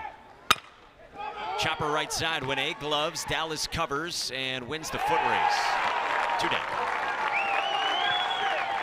That's well done, because for left-handed pitchers, if there's any hesitation on that first step, because momentum's going to take you away from first, usually not going to beat the hitter, in this case Mitchell, but the first step is the right one. Then you got to turn around, glove at first, find the base, and they got him by about a step at first.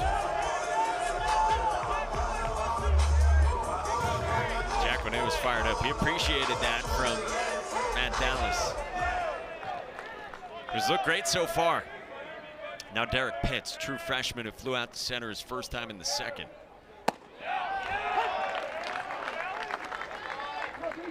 Derek Pitts has flashed this weekend. Friday against Wake, 2-run single in the first, 2-run Oppo home run in the second. And then yesterday made a fabulous diving catch in center early in the game to save a couple of runs. Native of St. Louis, has taken over in center field the last few weeks and now started 19 games in a row in center.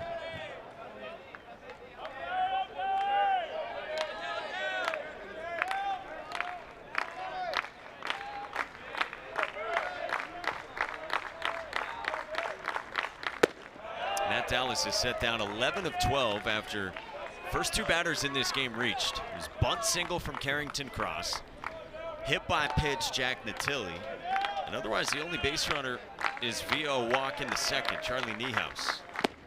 2-2. Again, Dallas changed arm slots this year. Corey Mascara in April had a light bulb moment with Dallas where he asked Matt Dallas, hey, what do you do in your golf swing? And that trigger just cued Dallas to understand arm slot and rotation. Popped up by Derek Pitts right side. Matt Scannell makes it a 1-2-3 inning. Circle it. Matt Dallas fired up through 4 shutty.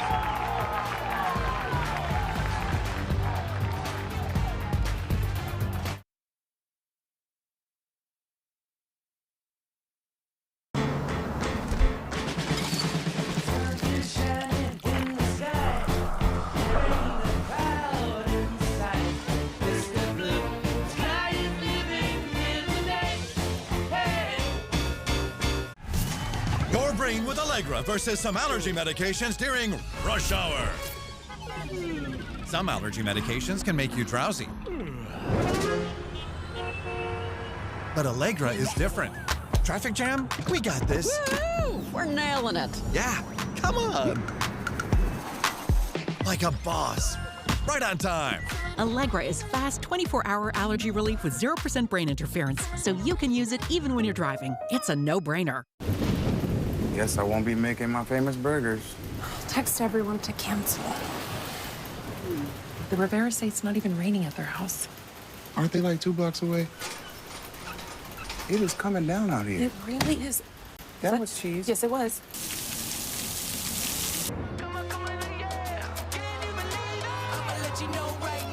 Inside of 2 weeks from getting started at the College World Series in Omaha.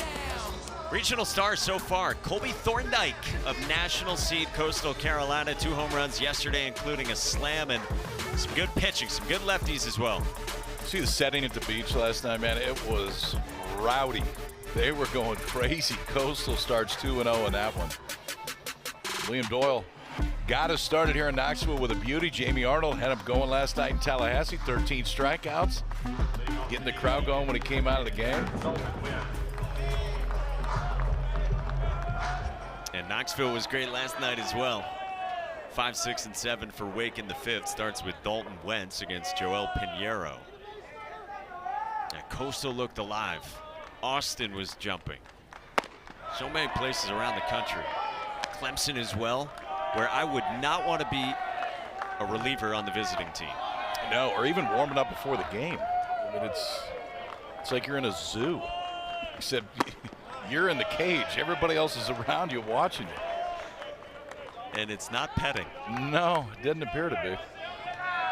You got students draped all over the railings at Doug Kingsmore Stadium. Tell you what, Eric Bakich has thought outside the box this year with what he's doing with the Clemson program. I know you were there earlier this year. Yeah, I mean, we went Savannah Bananas at one point. They do some great stuff with nods to the military. They do it every game. Send their guys up in the stands to find veterans and shake their hands during a game. And he said something when we were talking to him. He's like, it's the simplest thing in the world. These guys that aren't playing, they go up and shake somebody's hand. And you just have never seen it. Like, it's pretty cool. Eric Bakich will do that. They got their hands full today, though. Down 7-2 right now to Kentucky in an elimination game. Pinheiro strikes out Wentz, and there's one away.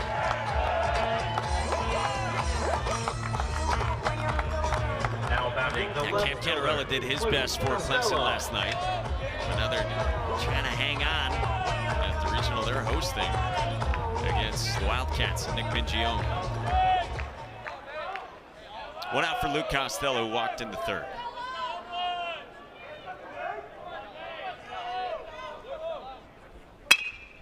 On the ground left side. Carrington Cross handled the hop, 2 down. Good right there.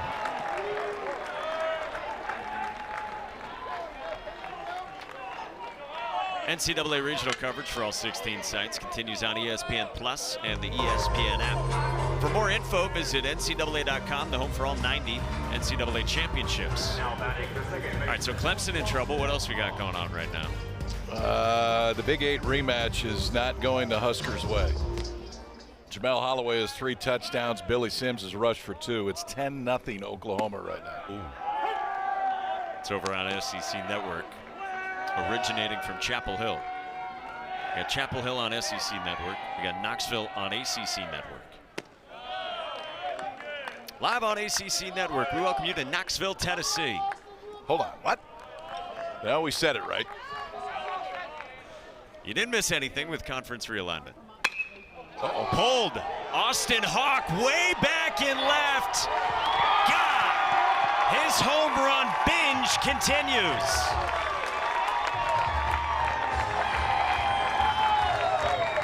Tenth home run of the weekend for the Deeks, and Hawk's 10th.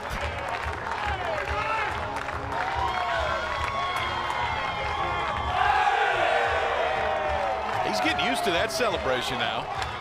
Austin Hawk not necessarily known for the power until the back half of the season. In fact, the last month. That's his 10th. Two-out solo shot right there. Like you said, it's a 10th in 3 games for Wake Forest in this regional. Extends that lead out to 6-0. Far and away the best Austin Hawk has swung it in his career. 5'9", $170, North Carolina kid who has gone on a tear. His 8th home run in the last 13 games for Wake. We asked Cade Lewis the other day about it. He said, yeah, it's cool. We always joked with Austin Hawk, he's got no juice. Cade Lewis said, well, he started to put some balls out. Hey, Cade may want to look in his rearview mirror because Lewis has 11 right now and Austin has 10, so he is closing quickly. When in the world did that happen? On the ground, foul. Bare hand, Billy Salento. Don't shake that hand now. Oh, Don't do it. Don't shake that hand. I can hear it from here. One hopper down there. The guy that throws absolute seeds in batting.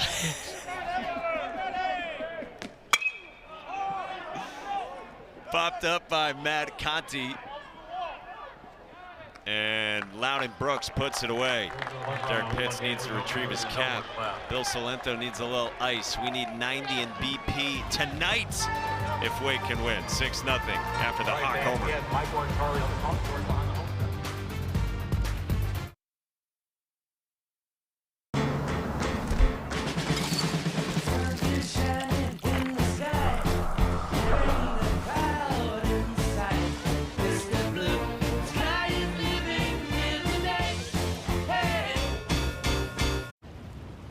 Where are all the animals, Dad? Don't know, kiddo. Just not our day.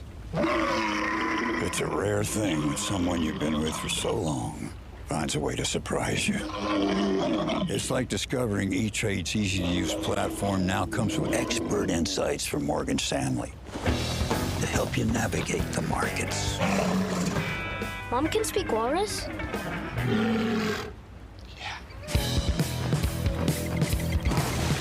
Testing, testing, 1, 2, 3. We're live from Chick-fil-A. This is Grant. And this is Laura. And a little thing we love about the Chick-fil-A Smokehouse Barbecue Bacon Sandwich is that sweet bun. And that chicken filet was perfectly crispy and soft at the same time. And that Smokehouse Barbecue sauce, it's a lot of fun. And the play live. If there are home runs or big plays, you will not miss Let's Lose Our Minds. Well, that's one way to get the party started. That's a bad flip. Get used to that this weekend. Now, this is your one-stop shop for everything Road to Omaha. You know about Squeeze Play by now. What do you do, KP? Do you know about the QR code, though? It's right there. And all you got to do is take out your phone or tablet or whatever else does the QR code thing, and he's doing it. I don't know if it works at the camera sheet. He's probably watching it right now. I mean, it's sweeping across the nation right now, and all you need to do to get part of it is to scan the QR code right now.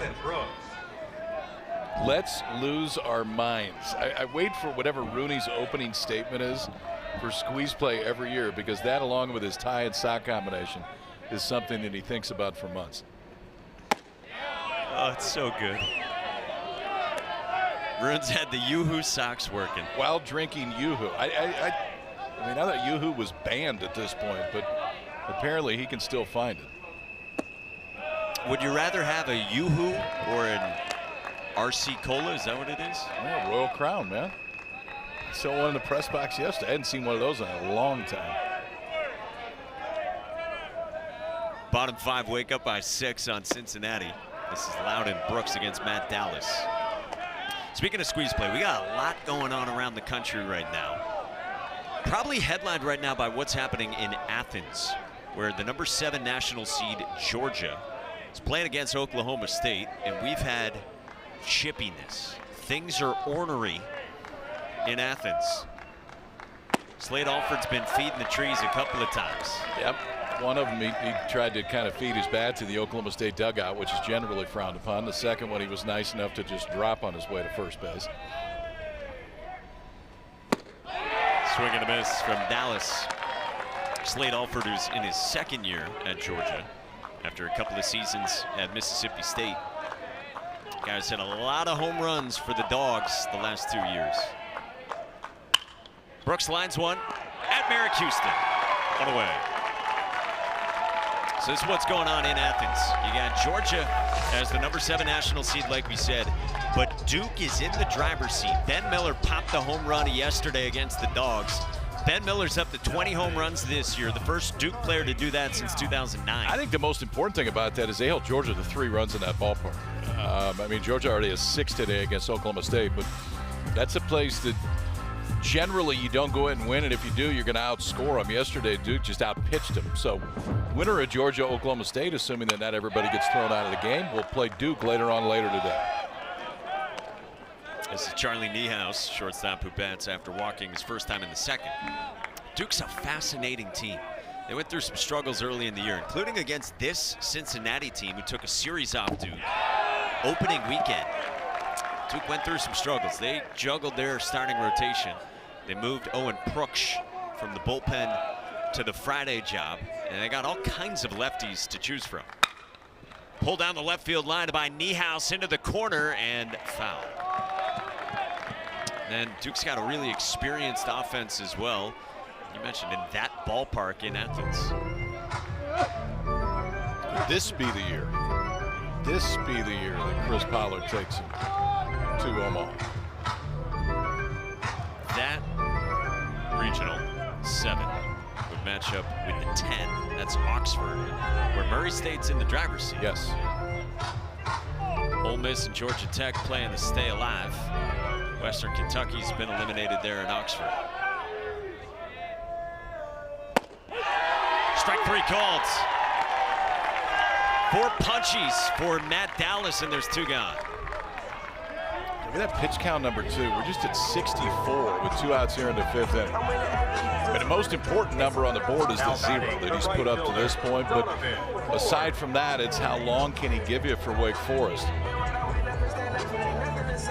He's now set down the last 9 in order.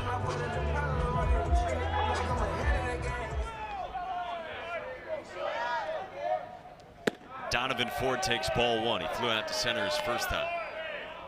Again, the only hit in this game against Matt Dallas was a bunt single that Cade Lewis could really do nothing differently about. To start the game. Yeah.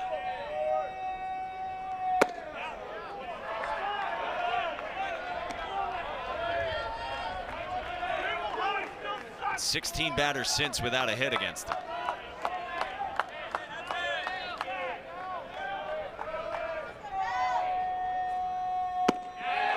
This is what Wake Forest envisioned when they landed Matt Dallas out of the transfer portal. This is what Tennessee envisioned when they signed him as a very highly regarded recruit.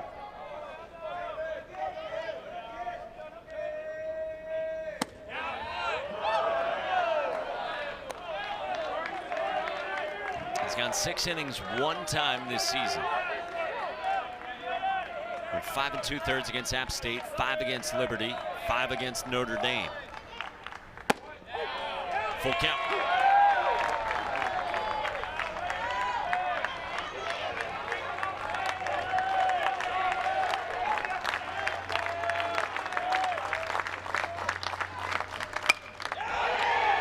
Shallow right again. Matt Scannell there, and Matt Dallas is cooking with gas. 5 shutout for Wake, and the lead's a half dozen in Knoxville.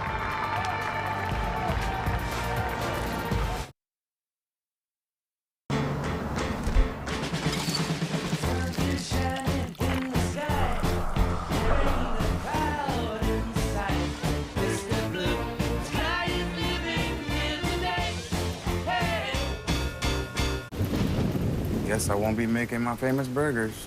Text everyone to cancel. The Rivera say it's not even raining at their house. Aren't they like 2 blocks away? It is coming down out here. It really is. That was cheese. Yes, it was. Keep walking, Marge. I bet this is a microstorm. What's a microstorm? I don't actually know. Your kid's brain with Allegra versus some allergy medications in the math quiz. Some allergy medications can make your kids drowsy. 1, 2, 3. But Allegra is different. 7 times 51? No biggie. 357. Ace. Well done. Allegra is fast, non-drowsy allergy relief with 0% brain interference, so your kids can stay sharp at school. It's a no-brainer. The Women's College World Series heats up in OKC as softball's elite compete for their ticket to the championship series. The Women's College World Series continues through June 6th on the networks of ESPN. A national title for Tennessee last year, taking down Texas A&M and Jim Schlossnagel's Aggies. Christian Moore was spectacular. And what a team the Vols had, and earned a driver's seat yet again here in a regional. Sit and wait.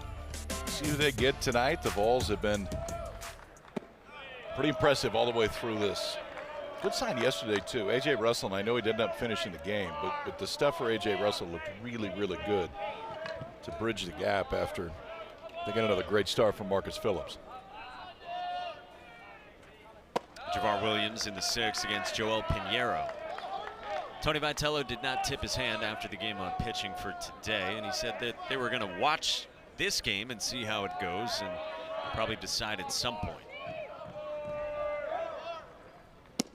Got any speculation? I'd be surprised if it's not Tegan Coombs, just the way that they've kind of lined it up towards the back end of the year, but they have options. Got just one batter from Brandon Arvidsson. Nate Snead, Loy, Franklin, we've not seen this weekend.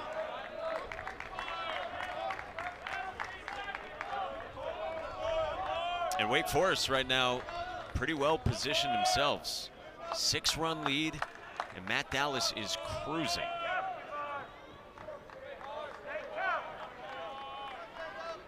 Two. Line drive over short from Javar Williams. Leadoff single to begin the 6th. We've talked this weekend, just Tom Walter's feelings on Javar Williams last year, and the thought was we think by the time this thing ends, when he gets done at his time at Wake Forest, he got a chance to be a really good player.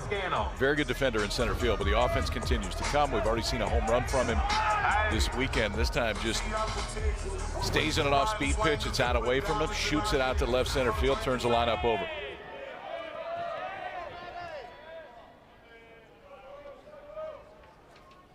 For Matt Scannell to unload!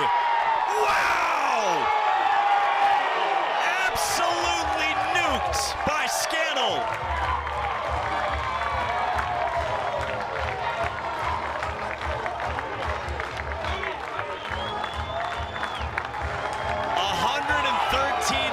An hour off Matt Scannell's bat.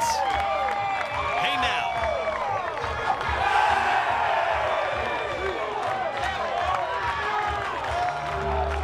Here's some physics for you.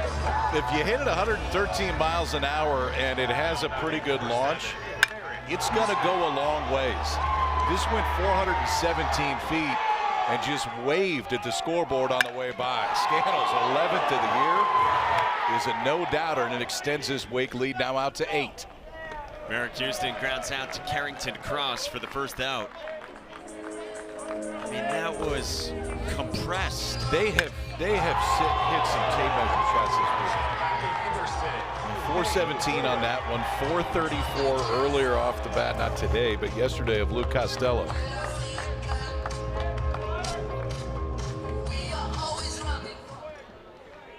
That is how you compress a baseball. Proud of Stone Oak, Texas. Cade Lewis rolls over on one at Quentin Coates to the bag, and there's 2 down. This offense has been mighty impressive this weekend. Yeah, they're kind of done what they've done the whole year. I mean, we know about the power. They've shown it. That's now 11 home runs in 3 games for Wake Forest. The difference today is the guy on the mound's throwing a ton of strikes. And that's why you said coming into the day, don't sell your stock on Wake Forest just yet. I mean, it's 2 things. If you look at the walk column and the error column, and if those look good for Wake Forest, they got a real chance. Because I don't see anybody totally shutting this offense down. felt they were in a real good place offensively coming in. Tom Walter said to us, we've been swinging the bats well. Even in the ACC tournament when they had a first-round exit against Cal. When A grounds out, but Matt Scandal just detonated at Lindsey Nelson. The anatomy of a home run, that's one right there. Launch to right center, a 2-run shot for Scandal and an 8-run Deeks lead.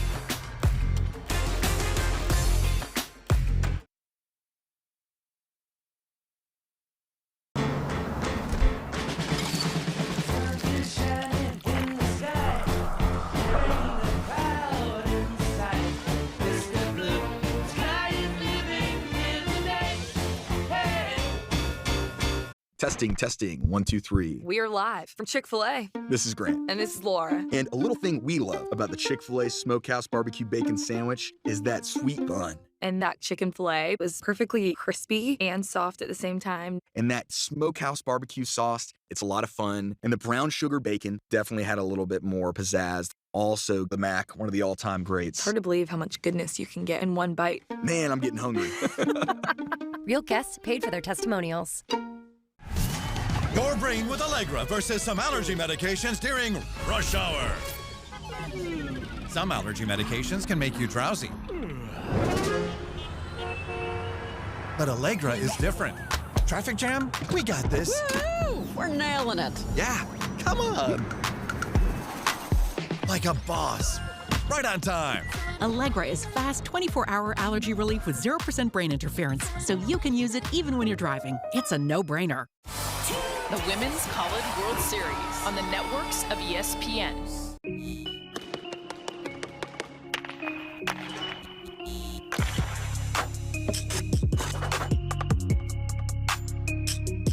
This season, but boy, are they today with Wake Forest backs against the wall. First 2 batters reach base. Since then, only 1 in the last 16 hitters. Carrington Cross, 3rd time through the lineup, 71 pitches for Dallas. 5th time this year for Matt Dallas to get through 5 innings. Wake is 4-0 when he goes at least 5. Cade Lewis gobbles to retire Cross.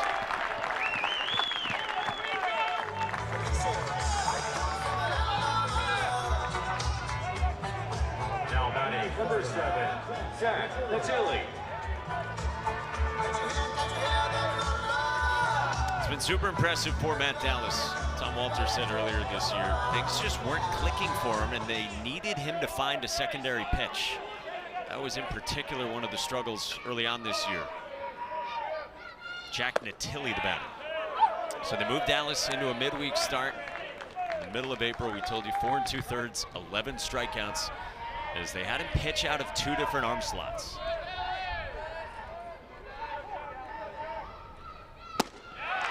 There's a lower slot right there. He's shown you a little bit of everything. But he's shown you consistently in the zone today.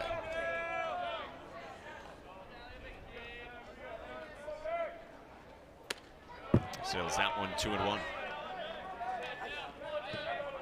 Tom Walter first watched Matt Dallas throw a bullpen back in the fall when they got him. He said, I don't really know what his role is going to be. From there, Dallas kept getting better and better over the fall to the point where he did open up in the weekend rotation. There's the changeup that improved the most over the fall, and that's the pitch Tom Walter was talking about with us pregame that's really important for him. That's what he got Carrington Cross to roll over on in this inning.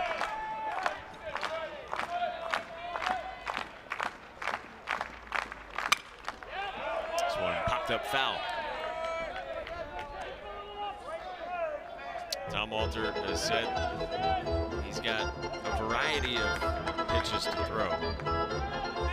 Merrick Houston says Matt Dallas doesn't throw one pitch that goes straight. There is movement on all of them, even the fastball for Dallas. Line past the dive of Cade Lewis into left field, a base hit for Jack Natili.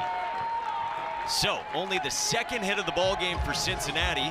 They got a base runner in the 6th, down by 8. Now batting number 25, Quentin Poe. Bearcats feel like they got to string something together right now. you're going to get back into this thing. You got the heart of the order coming up. Third time that they have seen the left-hander Dallas. Quentin Coates struck out on a fastball up in the first and then lined out to right. Chopper to second, should end the inning. Hawk, Houston, Winay. 4-6-3 for Matt Dallas. 6 shutout for Dallas.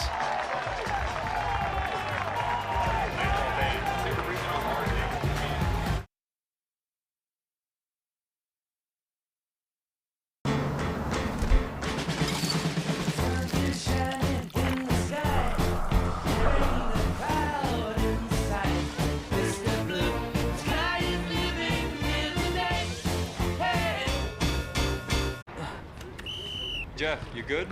Yeah, 1 sec. Listen up. Jeff has a sore back, and it's the Rec League semifinal. Let's get our man back in the game. We got the ice, and we got the hot.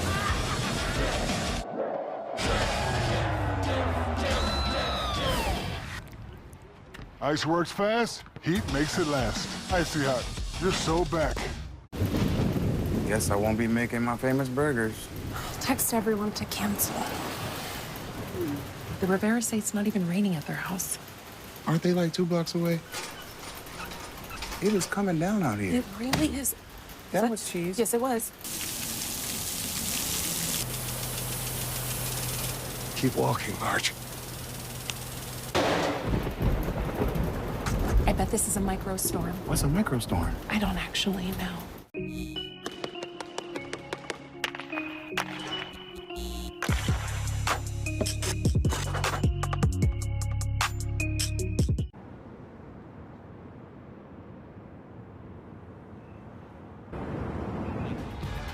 Beautiful Sunday on the first day of June in Knoxville, Tennessee.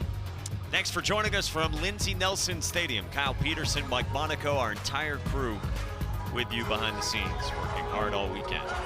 New arm comes in, Adam Marakic, senior from Howell, Michigan.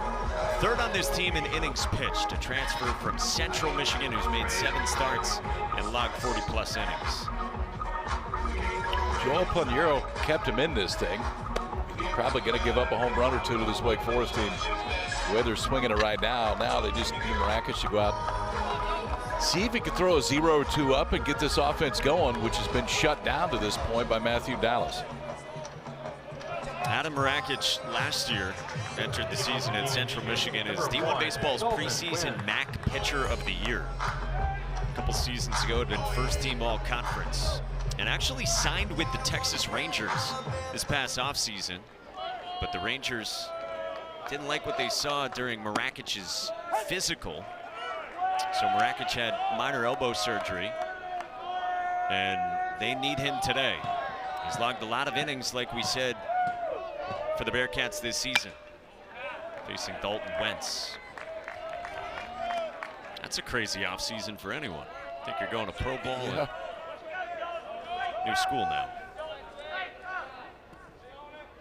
3 years with Central Michigan as a weekend starter. Cut and a miss. Nicely done by Marakic with the fastball. Good time that Wentz has gone down via the strikeout today. And he won right there on the outside corner, Marakic coming in, filling up the zone. The veteran arm now gets Luke Costello, true freshman. On a line at Charlie Niehaus. 2 quick ones for Adam Marakic.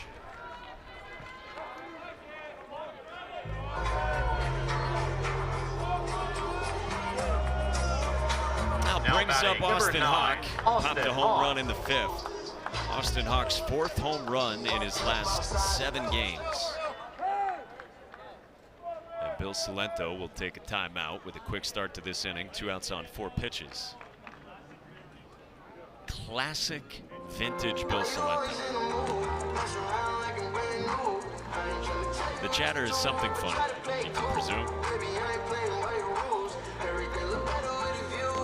That's why you get them. As well using to slow everything down. Marakic working in a pretty quick rhythm out there, gets 2 quick outs. We're going to try to slow him down from there. Facing Austin Hawk, who hit 2 home runs between February, March, and April. He's got 8 in May and June. And Wake Forest now has 7 guys with at least 10 home runs. 7 guys with 10. That's the most for Wake Forest to hit double figures in a season since at least 1999. They got a bunch of different pieces hitting big flies. Came into the weekend with 100. Ball and a strike.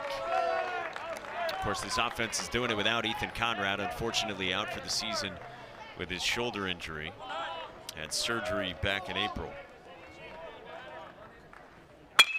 On the ground to short, Charlie Niehaus. Very quickly done by Adam Marakic in the top of the 7th. 6 pitches for Marakic, that's all.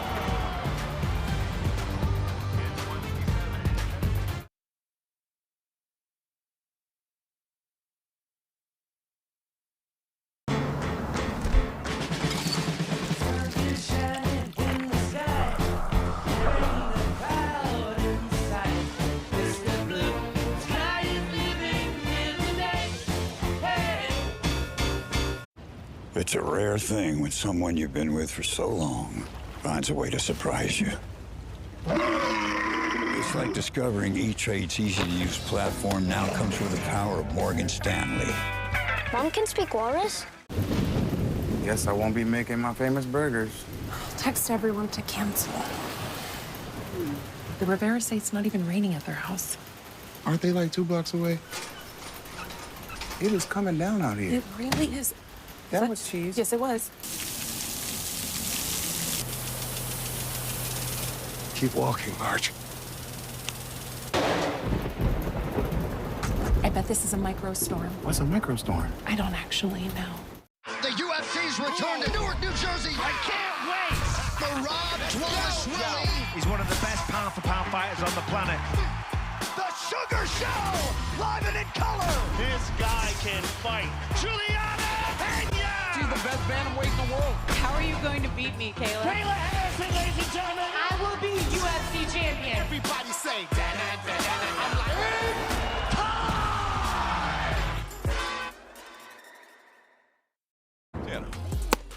They went out and said, okay, Mr. Dallas, if you can give us at least 7 today, that'd be outstanding. Well, he's now working into the 7th inning with a manageable pitch count. Ultimately, if it continues like this, it's not inconceivable he could go the entire way. But most important number is the 0. It is 8-0 as we go to the bottom of the 7th. Again, Tom Walter went up to Matt Dallas yesterday, said if he can throw 9 and then pitch the first 3 of the second game, that would be great. Well, threw 6 to start. And Cal Sefcik, the cleanup man, leads off for Cincinnati. 9 outs left to play with for the Bearcats, trailing by 8. And look at Matt Dallas, he is raring to go.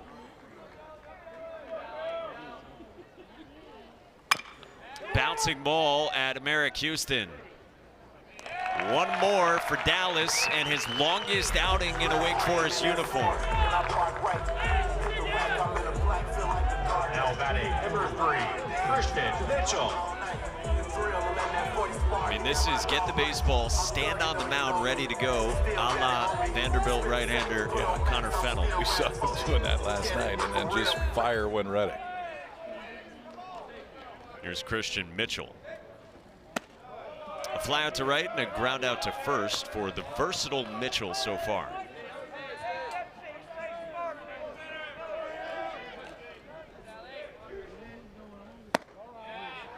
Two and 0. This is so huge already, no matter what happens the rest of the way from Matt Dallas, to get you 19 outs. 3-0. Again, because Josh Gunther and Hayden LeFew, when they were out there, they had to give a ton of length. Gunther 54 pitches, LeFew 48 pitches for Wake. You got Logan Lunsford, who went 8 pitches to finish the game yesterday. Tom Walter did not want to go to Lunsford, but had to finish that win. Yes, the way that it ended up. We'd be talking about somebody else today. It'd be Miami of Ohio, but there's a chance Lunsford would start the game 2 today for Wake if they could get through to him. Looking good for him right now. If Logan Lunsford were to start, it doesn't seem like it would be full length starting. Probably 3 innings, something in that vicinity. Yeah, I think that's fair. I mean, probably 50 to 60 pitches. I also think you kind of gauge it based on what your eye's telling you too.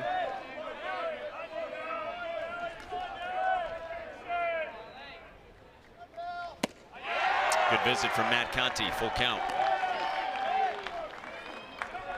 Joe Arriola threw 9 pitches, and Tom Walter said yesterday that's a really important arm for us to get right because we do need innings from him if we're going to play 3 games in 2 days.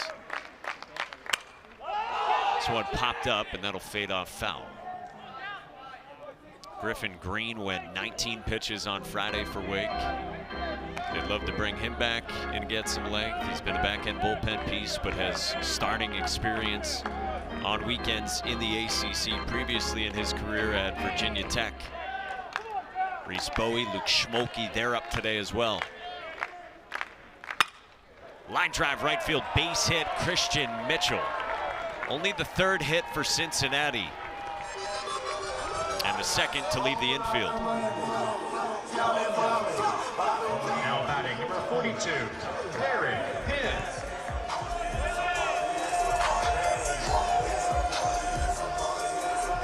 Here's Derek Pitts, who's got a couple flyouts against Dallas. One to center, one to right for the true freshman from St. Louis.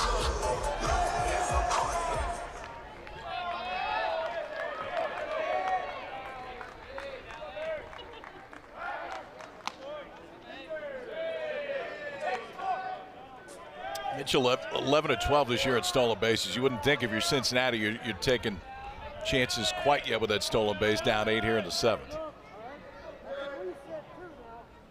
And now Bill McGuire talks with Matt Dallas there. Dallas seemed to own that. Former big leaguer Bill McGuire.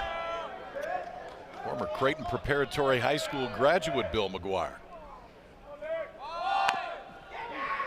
Bouncing ball on the bunt, and it's a good one from Derek Pitts.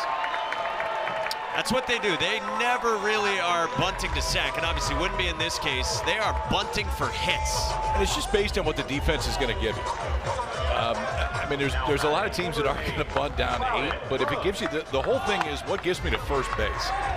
And Lewis playing far enough back, and it took a good one, but Pitts laid it down perfectly. A backside single by Mitchell, bunt single by Derek Pitts, and Cincinnati's got a little something going here. It's the first time since the 1st inning that they've had 2 base runners in the inning. And now Loudon Brooks, who is grounded to short and lined to short, was 1 for 5 Friday against Wake Forest with a pull side single as Cincinnati added insurance. This guy last year swung it very well, was honorable mention Big 12. It's been a down year this season, but he's got a big spot to try to start something for the Bearcats. Gritty, grimy type of player for this Cincinnati program. Total bulldog, in the words of his head coach, Jordan Bischel. Loudon followed dad, Mark, who pitched for the Bearcats. Fouled back by Brooks. So how does Matt Dallas handle this? He said it's rare to have traffic like this on against him. He hadn't turned around and looked at somebody standing on second base until he was facing the 3rd hitter of the game. That was about 90 minutes ago. Bullpen for Wake, let's check.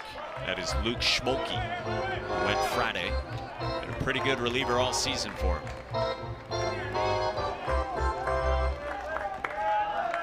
We would call that the early stages of getting loose.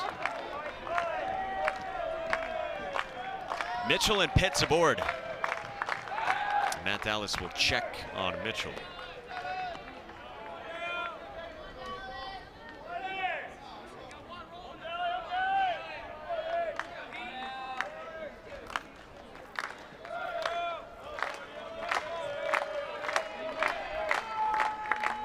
0-2. Brooks skies this one to Matt Scannell, who's been busy. 2 down.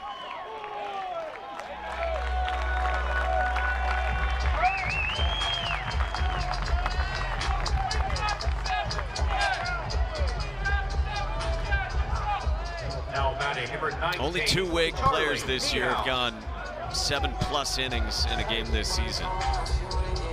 Both starts where they got 7 were in March. Now Matt Dallas is through 6 2/3. Logan Lunsford went 7 innings middle of March against Miami, and Blake Morningstar went 7 late March against Virginia Tech. Breaking ball for a strike to start to Charlie Niehaus, who has walked and struck out.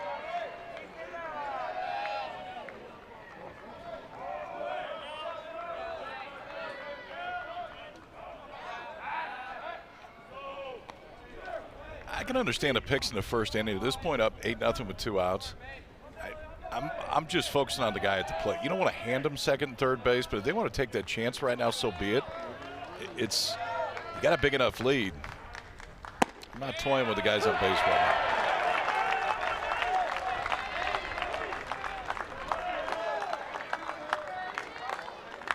That's what Cincinnati will do, divert some attention from the mound. Dallas is 0-2. Line foul.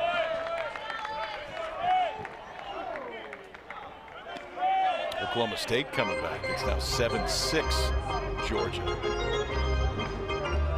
Let the chippiness continue in Athens. Pull up a second screen and enjoy that on ESPN2. Matt Dallas is 0-2. Popped up foul ground down the right field line. This is out of play. OU looks safe to advance. It is 15-0 over Nebraska in the 6th inning. Winner of that one meets North Carolina later on today in Chapel Hill. Kentucky has extended their lead, now 10-3. Wow. Over Clemson. That would be a disappointing end of the season for the Tigers. 0-2. Fouled away.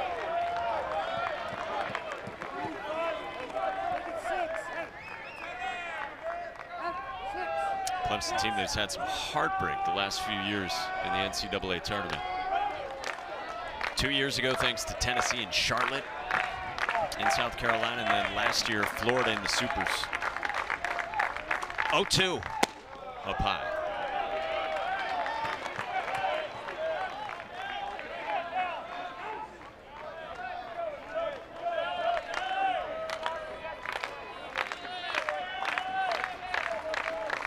Two on, 2 out, 7th inning, and Matt Dallas is 1-2. In the air left field and struck well. Costello backs up, has room, and the inning's over. Matt Dallas has spun 7 shutout here in this elimination game. Best start of his college career with Wake's backs against the wall.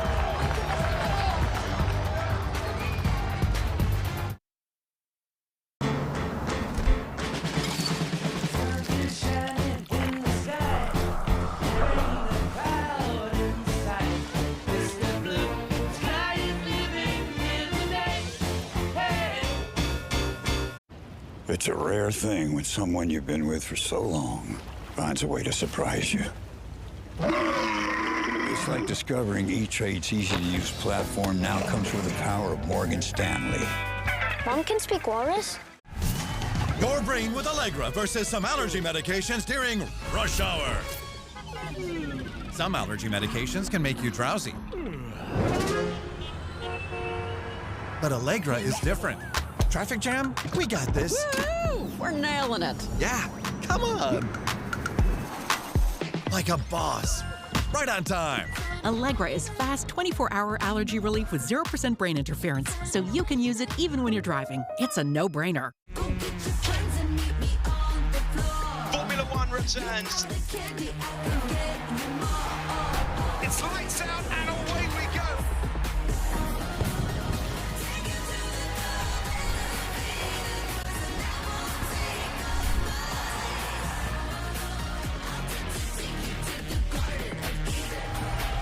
all season long on ESPN, the exclusive home of F1. Elimination games today on our ESPN family of networks. Over on ESPN, 3 o'clock Eastern time, Texas spent a lot of time this year at #1 in the country. Goes off against Kansas State, and then Vandy gets Wright State on E2. Yeah, I mean, we look at those that I would say really stack up from a pitching standpoint with the ability to come back through. Vandy goes right to the top of the list. Right to the top of the list. They got plenty of pitching for the Commodores. We had a foul ball make its way up here. I hope everyone's all right. Matt Conti grounds out to short. Charlie Niehaus to begin the 8th inning against Adam Marakic. Someone wore a foul ball, and I think everyone's okay. Got him right in the head. Now batting number 14, DeVore Williams. So, wakes up by 8, trying to stay alive in their own elimination game. Matt Dallas is at an even 100 pitches. Javar Williams flares one behind second. On a hop, Charlie Niehaus, quick and strong throw. 2 down. It's a good read right there, too. Niehaus just waiting for that ball to hop up, but then was in a position and already moving towards first base to get the most on that throw. Now batting number 26. Adam Marakic has 5 outs on 10 pitches so far. Adam Marakic, have I told you I'm a huge fan of you?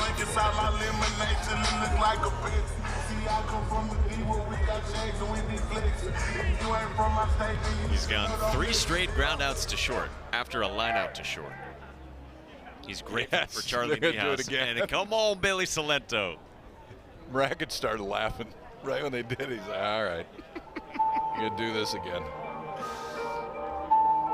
I greatly appreciate the performative nature of it, too. Bill Salento is one of the good guys in this sport. He's awesome. And truly, his BP, like, it cuts and it sinks. And the thing that caught both of our eye, it's hard. Oh, yeah. We talked to him afterwards. He's like, everybody throws hard. Everybody throws hard. I'm going to throw hard in BP.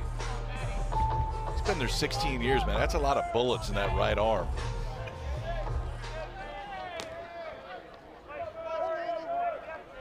Marakic is ready to go. And the former first-round pick umpire Billy McGuire saying, hang on a sec. Make sure he's looking at you. Matt Scannell crushed one his last time, squares the bunt, it's called the ball.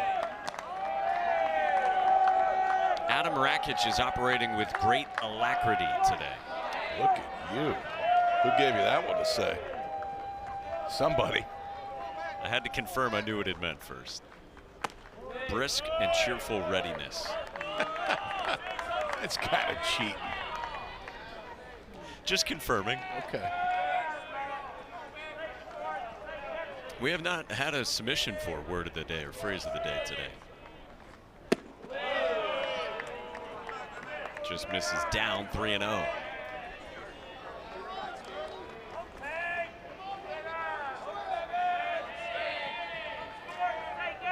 Oklahoma State has tied it. Now 7-7 in Athens. Back and forth they go. Scannell walks. 2 walks in the home run for him atop the lineup and a 2-out base runner. Timeout worked. What's Georgia been like all season? I mean, they've hammered that transfer portal. Yeah, I mean, it's not a lot of guys that were there before. He talked about Alfred Trey Phelps is back as well. There's a lot of new names, but it is power, power, power first. There's honestly a lot of similarities between them and Wake Forest. With Georgia, it's can they throw enough strikes and get enough outs?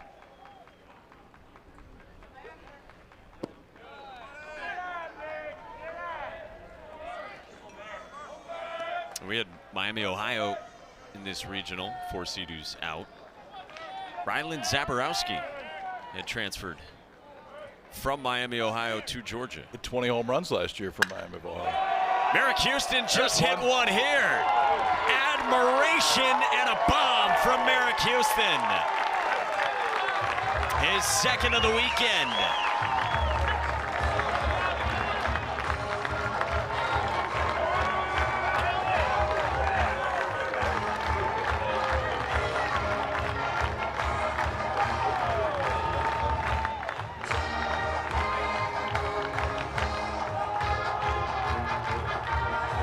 He hit him with the pump fake. He hit him with the pump fake. 2 outs, nobody on. Scannell draws a walk. Merrick Houston hits Wake Forest's 12th home run of the weekend. And it's now a touchdown and a field goal lead.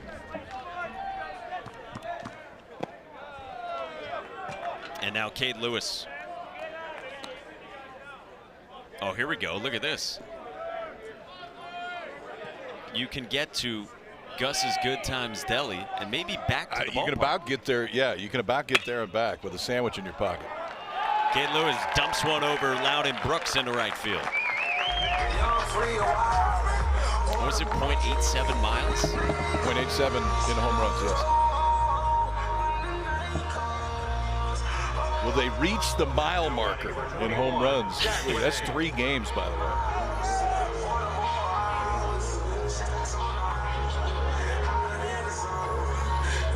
Two of them from Merrick Houston. East Carolina jumping on Florida early. It's 7-1 Pirates. Some high-scoring games down there. This is the day you usually get some high-scoring games in Game 1. In Conway, where Coastal Carolina is the number 13 overall seed. Coastal got 2 home runs yesterday from Colby Thorndike, including a grand slam. We're getting a mound visit here from Jordan Bischel. Coastal Carolina would get to a super for the first time since the national championship season in 16. Okay. Who's on the other side of it? Let's pull out our trusty bracket here. I believe Auburn? The Auburn Tigers. Yeah, we brought up Duke before. I mean, somebody's going to have to beat Murray State twice, or else Duke could potentially host a super. Now, they wait and kind of let Georgia and Oklahoma State duke it out, and they'll play the winner of that one tonight.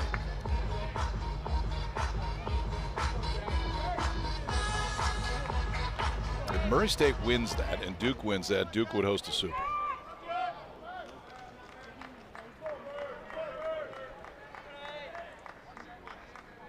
That'd be very interesting, too, with Duke. Jack Coombs Field's been undergoing a lot of ballpark additions. They've done a lot to it. They have plans for further phases of it. Would you play it at the DAP? I wonder if the Bulls are in town. Yeah, I don't know what the plan is there.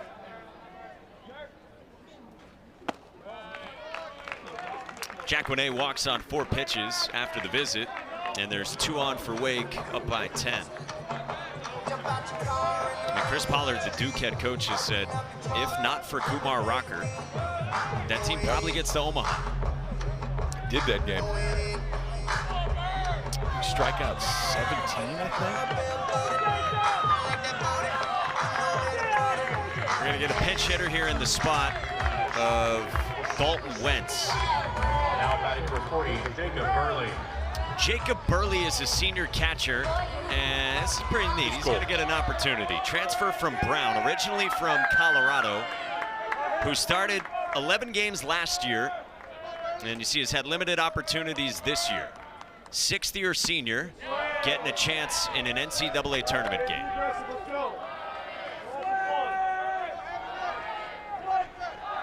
Was a basketball player in high school as well. Dealt with COVID in his time at Brown to begin his career.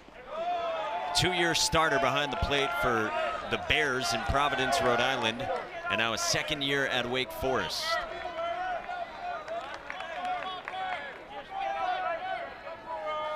His first at bat since April. Burley punches out and the inning's over, but a neat moment for him. And a great day with the bat for Merrick Houston, the likely first-round pick. 3 hits for Houston. The last a 2-run shot and a no-doubt. Knew it right off the bat. It's a tense spot for Wake Forest as we head to the bottom of the 8th inning, and Matthew Dallas makes his way back out.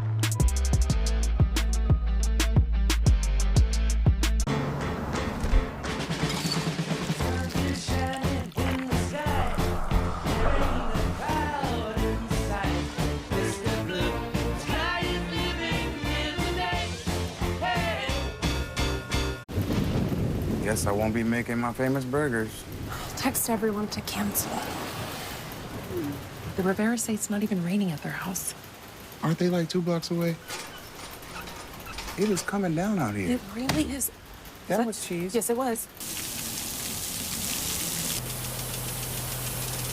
Keep walking, Marge. I bet this is a microstorm. What's a microstorm? I don't actually know. Jeff, you good? Yeah, 1 sec. Listen up. Jeff has a sore back, and it's the Rec League semifinal. Let's get our man back in the game. We got the ice, and we got the hot.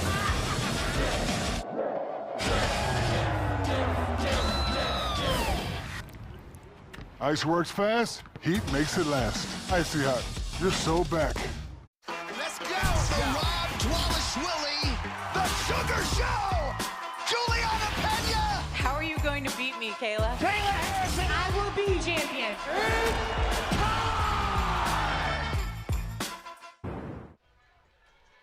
The NCAA Baseball Regionals are presented by Capital One.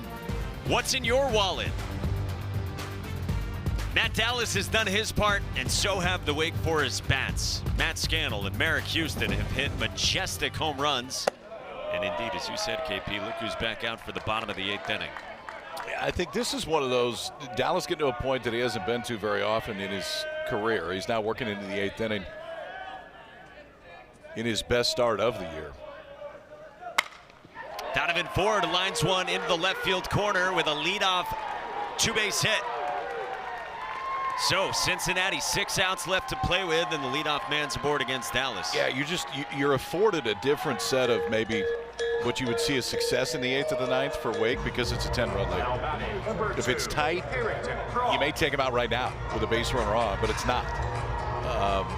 And obviously, first and foremost, you're trying to win this game, but you got plenty to work with there. Second thing is you're trying to get through it with as few arms as possible. And at this point, I think Tom Walter's going to let Matthew Dallas have a whole lot of rope in this inning. Somebody just stood up in the Wake bullpen, Luke Schmolke again. Carrington crossed the batter. 102 pitches. Schmolke got up earlier, but just very lightly starting to throw. Matt Dallas has been awesome if you're just tuning in. Well, and in a 10-0 game, take a moment too to think about Carrington Cross here, potentially his final at bat in a Cincinnati uniform. Big 12 Player of the Year, 5 seasons and a 4-year starter, and the 23-year-old has meant a lot to this program. He's going to be a good senior draft for somebody that you can plug in. You can probably move him pretty quick and see where the ceiling is ultimately in pro ball. But Duke can hit, man. Said to us the other day, I basically lost 2 years in high school because of COVID. And so early on, you check out his career numbers and where those ranks in the program. Early on, he says, I wasn't ready. That's why he redshirted. Said he went out and played in Summer League against College Arms. He told us he hit 0-0-8 with 20 strikeouts. But he knew it would come with time. Cross skies this one foul. Threatened to hit 400 as he entered today. Something that hadn't been done at Cincinnati since 2009, something that Kevin Youkilis did twice for the Bearcats. It's a knock here. I think it gets him there. He'd go 2 for 4 on the day.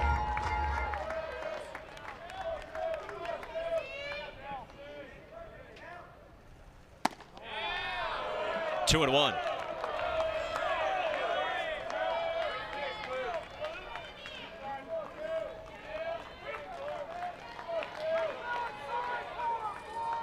Cameras out for Carrington Cross.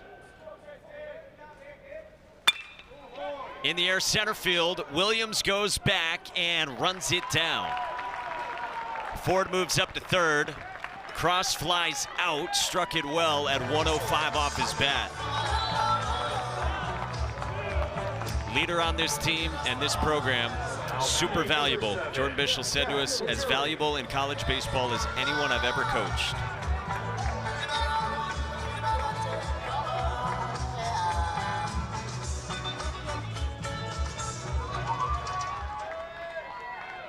Told us he doesn't know what he wants to do next. He says, everyone thinks I'm going to be a coach. I'm not necessarily sold on that, but he is such a bright baseball mind. Spent 5 years trying to get a chemical engineering degree, man. You coach when you want to. May want to put that to use for a little bit, but I hope he plays the game for a while. He does a co-op, or they do co-ops in that program at Cincinnati. And so last fall, he was working from 3 a.m. to noon in the fall and going to bed at like 7 p.m. to start his days at 3 a.m. Putting his 3D printing skills like to going through fall ball at the same time. He's working at L'Oreal, I think he told us. Yeah.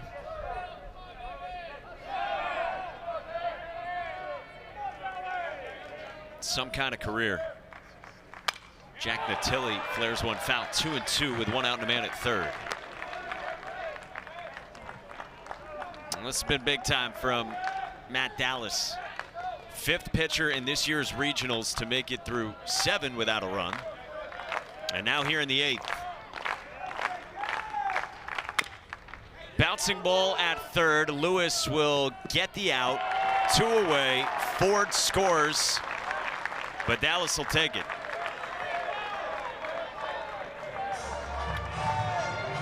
Try to run for an out any day right now. See Dallas a pitch away from going 8 innings. And honestly, giving Wake a real chance. I mean, if he's out of there in the third, even if they win this game, you don't like their chances at all against Tennessee. This gives them a shot. It's uphill because the balls are ready to go. Now Quentin Coates. It's been a long time since a Wake pitcher went 8+. Rhett Lauder in 2022, not the 23 season even. Lauder went 9 at NC State at the Doak. Line drive left field, base hit, Quentin Coates. Off his bat at a mere 111 in the left. Yeah, so if Dallas can get through 8, I think you'd see him for the 9th. I think this is probably it. Getting up close to 120 pitches. I mean, his stuff obviously has ticked down from where we saw it earlier. Yeah, that fastball was 88 to Coates. Now Cal Sefcik. Line drive into center, and that's a base hit. Third hit of the inning. Pitch count at 114 for Dallas, who's looking back into the dugout right now. Still looking off that way, and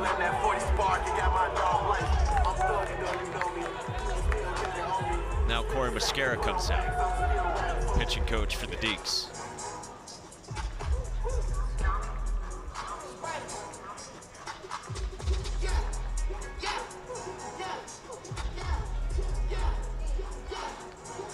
I got you.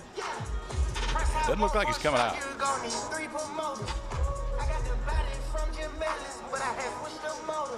We don't always tell the pitching coach the truth either when they come out, just so you know. Are you good? Yeah, I'm good.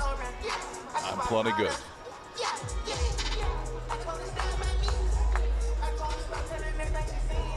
Kentucky now 13-3 over Clemson.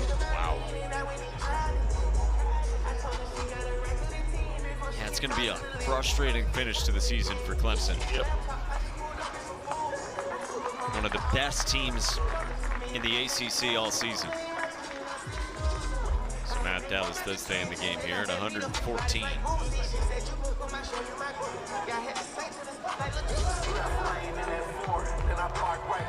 Georgia, Oklahoma State, 7-7, bottom of the 6th.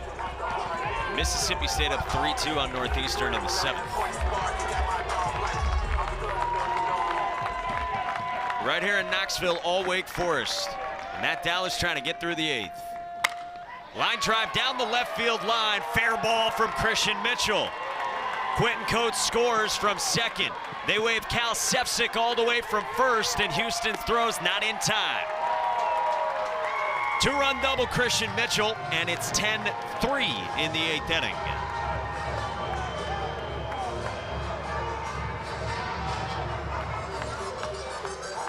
Swing's a little bit different now this time around the order. And Cross ripped one to center right at the center fielder. Now back-to-back-to-back hits.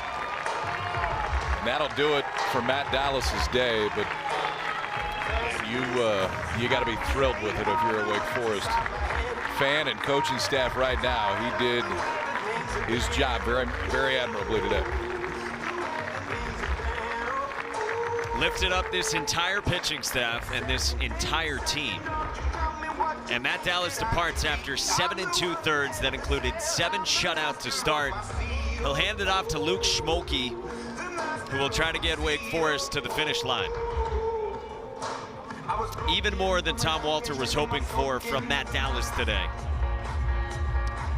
And in the words of Greg Jennings, Matt Dallas put the team on his back today. 115 large, 23 pitches, or rather 93 was his previous career high. And Matt Dallas outdid himself today.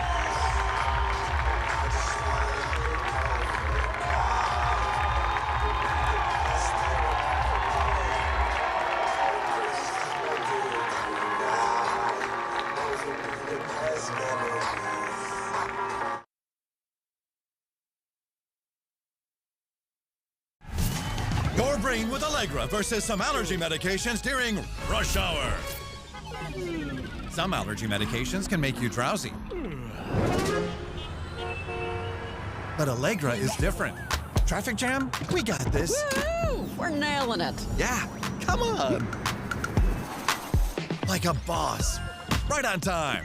Allegra is fast 24-hour allergy relief with 0% brain interference, so you can use it even when you're driving. It's a no-brainer. There's a kind of magic to making memories, to finding time for the little things and the big things, the new things, and the things you'll do over and over again. It's the magic of a job well done and a well-deserved day of rest, of living life to the fullest with the people you'd never want to live without. Fairway, closed on Sunday, open for life. Would you rather spend your summer like this? Hey, Jim, how's your back? Oh, you know. I hear ya. Or like this? What's happening? Welcome. Allow me to adjust your gravity. No, I'm fine. Gravity on. On June 20th, kick off your summer with Elio. Elio? Elio. You're more puny than I expected. I could say the same about you. These are the lava tunnels. Cody and I am not fireproof. Just get in my mouth. Actually kind of comfy in here. Disney and Pixar's Elio, rated PG, June 20th. Wake Forest dugout with his pitching coach, with his teammates after the job that he delivered today. An incredible effort from Matt Dallas. That was awesome, especially coming back in this setting too. The Tennessee transfer comes back to the place he was at last year. Obviously doesn't face the balls, but still goes out on this field and throws an absolute gem. Now Luke Schmolke comes on and rips a right-on-right changeup, or splitter. Junior from North Carolina, Georgia Tech transfer. Pitched on Friday against these Bearcats. Came out in the 5th inning for Blake Morningstar with an inning and 2/3. Fan 2 walked 2, 28 pitches, and an unearned run.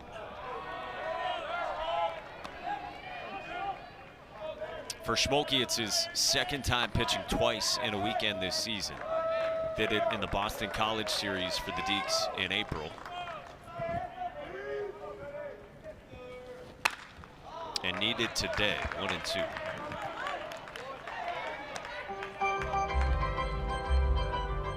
So let's say Schmolke can finish this. You got Logan Lunsford, Griffin Green, Reese Bowie, Zach Johnston are probably the first 4 names on the trust tree. In some order.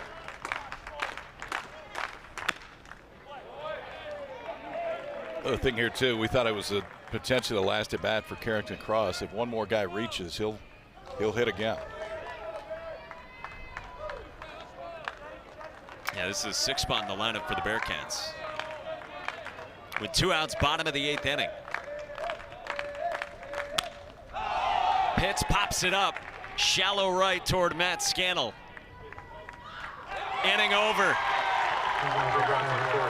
Wake Forest goes to the 9th inning, up by 7. Trying to stay alive and get to tonight in Knoxville against the Volunteers.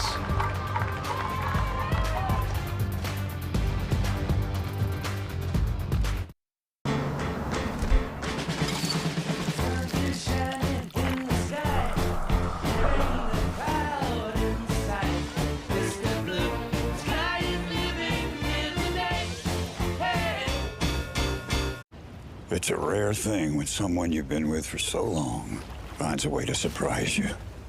It's like discovering E-Trade's easy-to-use platform now comes with the power of Morgan Stanley. Mom can speak walrus? Have you ever looked up at the stars and wondered, is there life on other planets?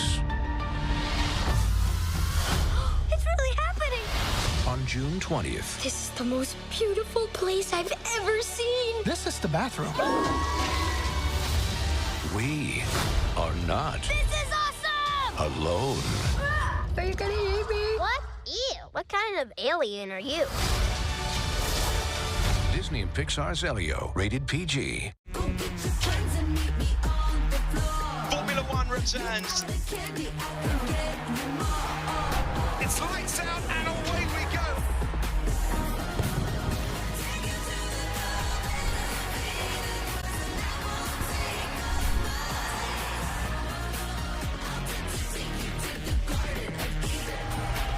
All season long on ESPN, the exclusive home of F1. National seeds and elimination games today. Vandy on ESPN2 coming up 20 minutes from now. Texas on ESPN against Kansas State. Got a bunch of them starting at 3 Eastern here in about 25, 30 minutes. Vandy, Texas, Southern Miss, Ole Miss. Law kicked in. Oregon State a little bit later on. Clemson in trouble. Georgia currently tied 7-7 on ESPN2 with Oklahoma State. And here in Knoxville, Tennessee is the national seed, and they are waiting for the winner of this one. Wake Forest 3 outs away from that. Top 9 here, and a new arm comes on. Senior right-hander for Cincinnati, Rodney Schultz. Division II transfer from Pitt Johnstown, where he spent 3 seasons.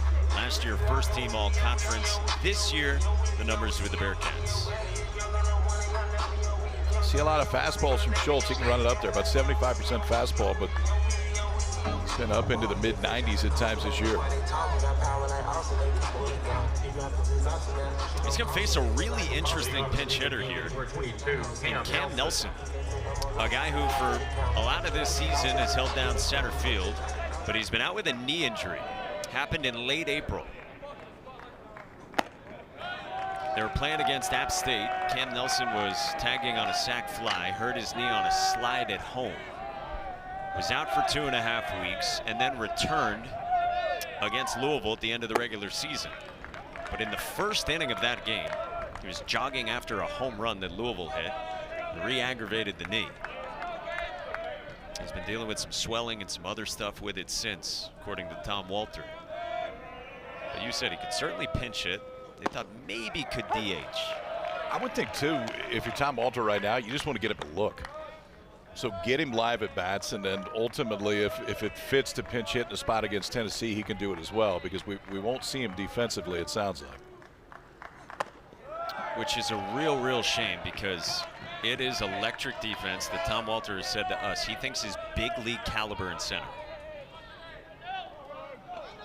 Cam Nelson's a two-way guy, and Tom Walter's the only one on his staff pretty much who thinks Nelson's better as a position player than as a pitcher, which speaks to how good the arm is too.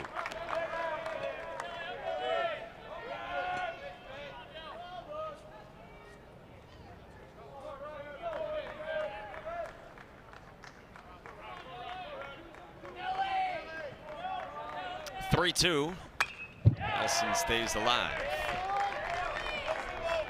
He's a sophomore from Baltimore. And Cam Nelson, in the autopsy of this season, whenever it's done, he's going to be real important for what he did picking up when Ethan Conrad got hurt in center.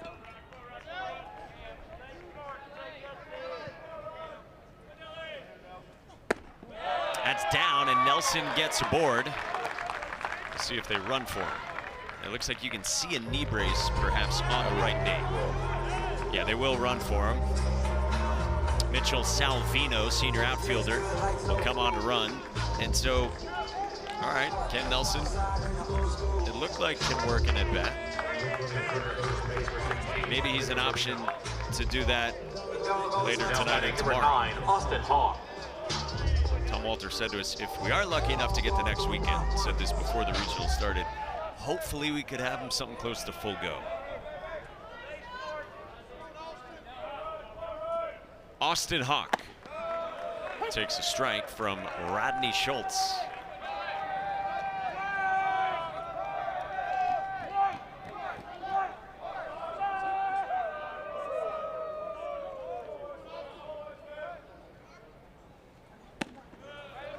Rodney's a first name you don't hear a ton of anymore. I love it. You don't. He's making a comeback. Certain names just fit with certain ages. Rodney Schultz. I like a Rodney. That's a strike 1 and 2. Like not a lot of Eds in the 20s. A lot of Eds. In the teens. A lot of Judys. But they all seem to come back. Yeah, it's cyclical. 2-2, good block by Jack Natilli.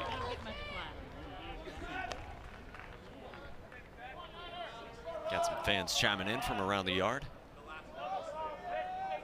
Perhaps it was Judy. 10-3 Wake Forest on a Sunday afternoon in Knoxville, Tennessee. Cut and a miss, and there's one away. There's that good heater you said. Average fastball velo this year is above 93. I wanted 95. Had some jump when it got to home plate, too.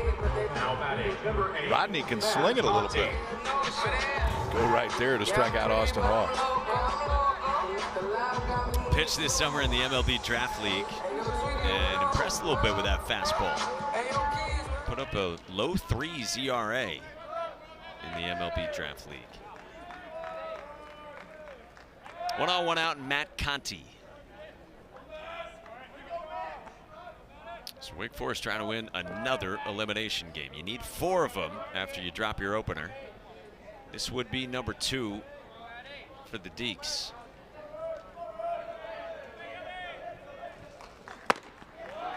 '94.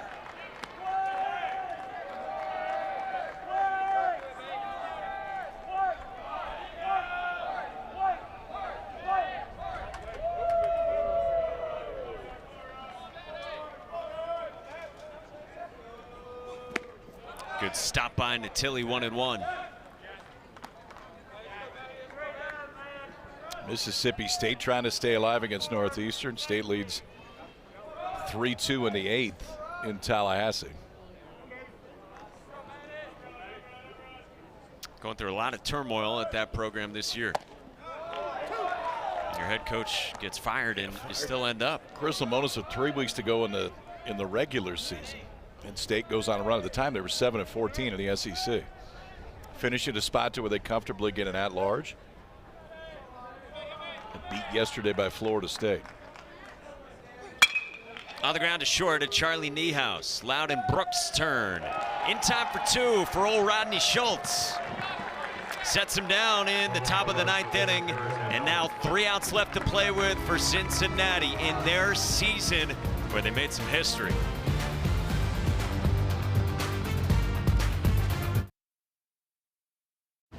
It's a rare thing when someone you've been with for so long finds a way to surprise you. It's like discovering E-Trade's easy-to-use platform now comes with the power of Morgan Stanley. Mom can speak walrus?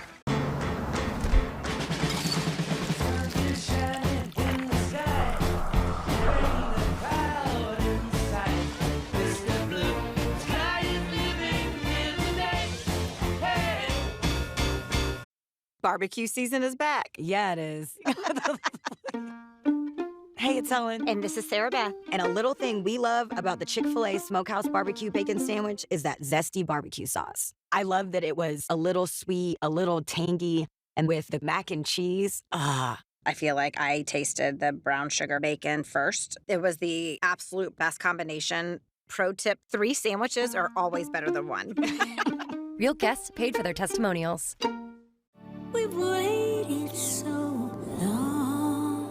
The Women's College World Series heats up in OKC as softball's elite compete for their ticket to the championship series. It's time to shine on the biggest stage in softball. 2 tickets to paradise, won't you? Pack your bags, we'll leave tonight. The Women's College World Series, presented by Capital One, continues through June 6th on the networks of ESPN. NCAA regional coverage for all 16 sites continues on ESPN Plus and the ESPN app. For more info, visit ncaa.com, the home for all 90 NCAA championships. It's been overcast here the last hour or so, and the rain is now coming down as we go to the bottom of the 9th in this elimination game in Knoxville.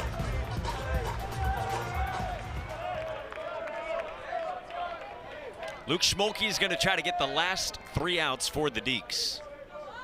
7, 8, and 9 starts with Loudon Brooks, senior who started his career at Texas Tech, but a Cincinnati native, now in his 3rd year with the Bearcats. These last 2 with a different coaching staff. Has been part of the program's resurgence.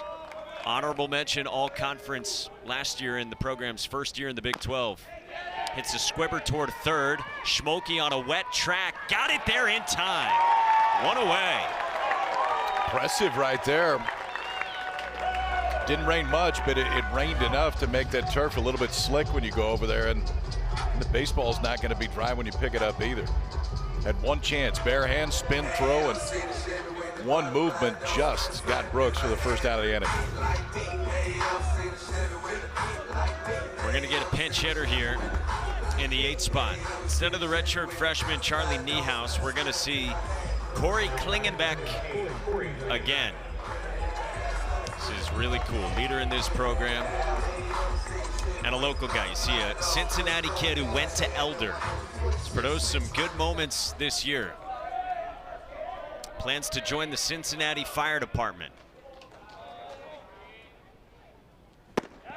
Cut and a miss against Schmolke. Corey has said Cincinnati kids want to play for Cincinnati. Bearcats didn't really look at Klingenbeck out of high school, but he came to the Bearcats after JUCO. 0-2 from Schmolke.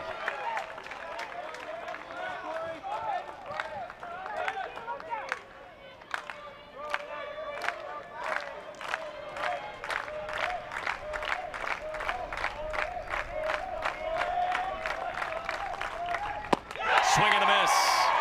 Wake Forest 1 out away from another game tonight. And Cincinnati, meanwhile, down to its final out in this season, which has been special for Jordan Bischel, and the future's bright for this program. I totally agree.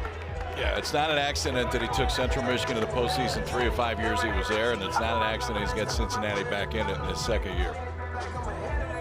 It's not the style of baseball you see everybody play. That's a good thing, because if you get the right athletes and the right guys, it makes for a tough matchup. Donovan Ford now, the senior, transferred in from D2. First 4 out last year, at-large berth this year. First at-large berth since 1974 for Cincinnati. That shocked me.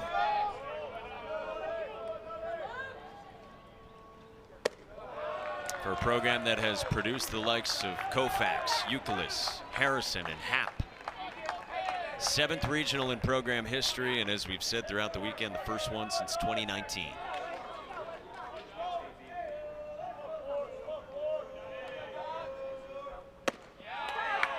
Six wins over top 25 opponents, a school record. Told you about the great start to the season against Duke. They got Cincinnati ranked in the top 25 for the first time in program history in the D1 poll, in the D1 baseball top 25. 3-1. Team that was picked 10th in the Big 12 preseason coaches poll. Last year they were picked last in that poll in their new league. I think the fact that they're in that league right now, because that allows you to build that RPI up during the course of the season. This one comes up and in and hits Donovan Ford. So how about this? Carrington Cross is going to get one more at bat in his college career. Fifth-year senior gets to go out one last time, and this is pretty special.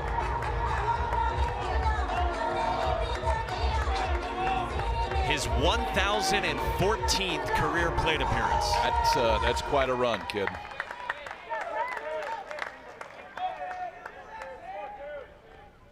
The Big 12 Player of the Year is trying to go out with a home run. Why not? Changed his body with the old coaching staff, stuck around with the new one and changed his hitting approach, and helped power this team to the regionals.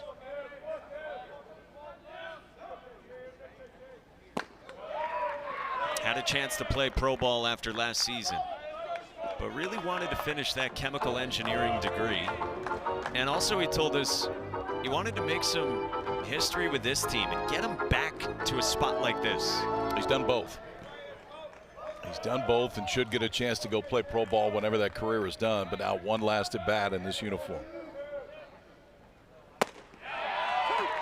Takes a strike, and it's 1-2. Bearcats down to their final strike this season.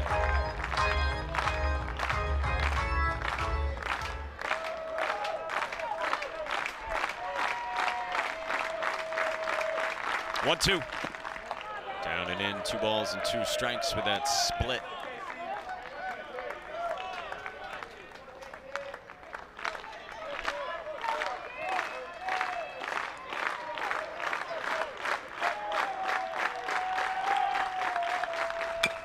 Cross spoils it.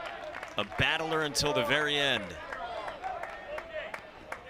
Told us I didn't think I was ready to be done with Cincinnati. Had the opportunity to go, yes, but didn't think it made sense to give up everything I was creating at Cincinnati.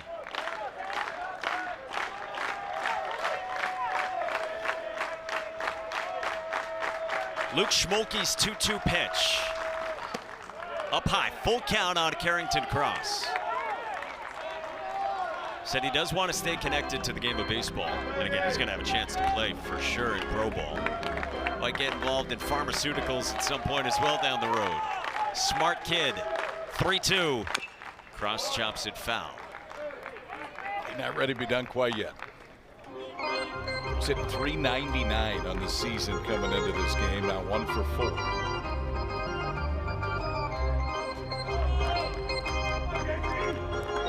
This might be emotional, and if so, you'd understand for Jordan Bischel.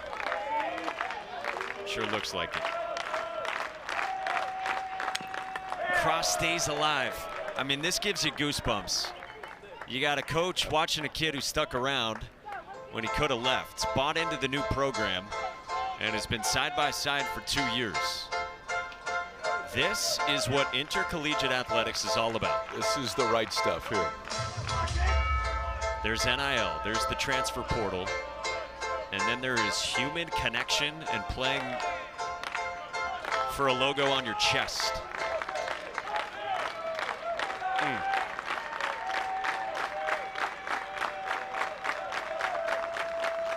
Cross works a walk. A battler until the bitter end with his head coach watching. Now batting number 7, Jack Natilli.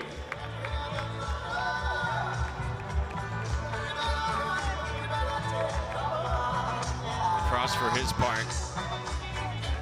Probably sorting through a lot of feelings as well. You'd imagine reflecting back on what 5 years have been like. Jack Natilli bats with 2 on. And they got to get 27 outs. They only have 26 at this point. And every base runner that gets on there makes you feel like you got more of a chance in that dugout.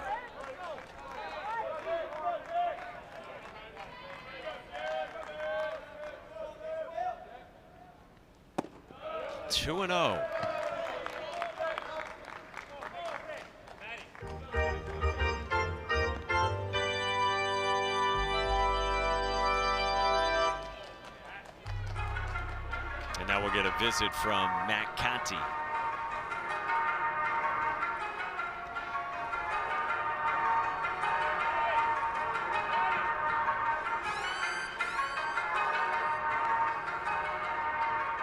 Some throwing, that's Reese Bowie out there. Lefty who pitched Friday, was down yesterday and is up today. And now Corey Muscara comes out as well.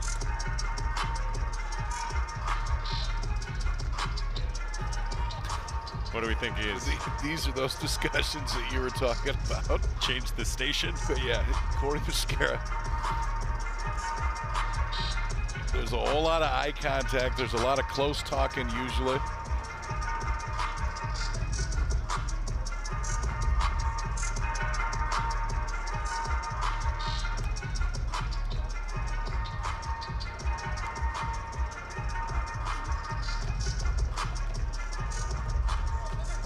We got Wake assistant coaches wearing out their own hands. We got Bill Salento wearing a foul ball. We got Corey Muscara punching one hand into his own.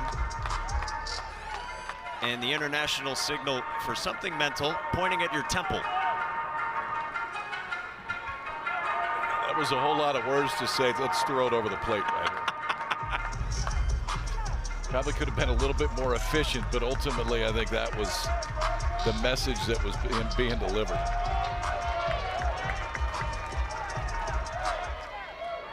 Two 2-0 on Jack Natilli. He's been hit by a pitch and single. And he pulls this to left field. Javar Williams goes back and makes the catch. And Wake Forest stays alive. Matt Dallas puts the team on his back and sends the Deeks to tonight against the Vols. And a wonderful journey for Cincinnati comes to a close. Year 2 of Bishop ball in Cincinnati, and a career wraps up for Carrington Cross, and a special season at that. Fans, as a reminder, if you've been drinking, please make sure to arrange Etched his name in the record books, top 5 in most offensive categories for Carrington Cross, and he'll leave with a Big 12 Player of the Year trophy. And a reminder of just how good this season was. Cincinnati to a place they haven't been in a while. Wake Forest moves on them. They will get the Vols, who are armed and ready for that 6 o'clock Eastern start tonight. Matthew Dallas gives, I would say, Wake a puncher's chance moving forward. Very, very impressive stuff from Matt Dallas. We'll finally get Wake Forest in Tennessee. Only other time they met was in 2001 here in a regional. For Kyle Peterson and our entire crew behind the scenes, led by producer Sean Jackson and director Billy Proctor, Mike Monaco saying so long. Auburn Regionals on the way, NC State and Stetson. With Jackie Bradley Jr., here's Roy Philpott. And welcome to the NCAA Baseball Regionals presented by Capital One.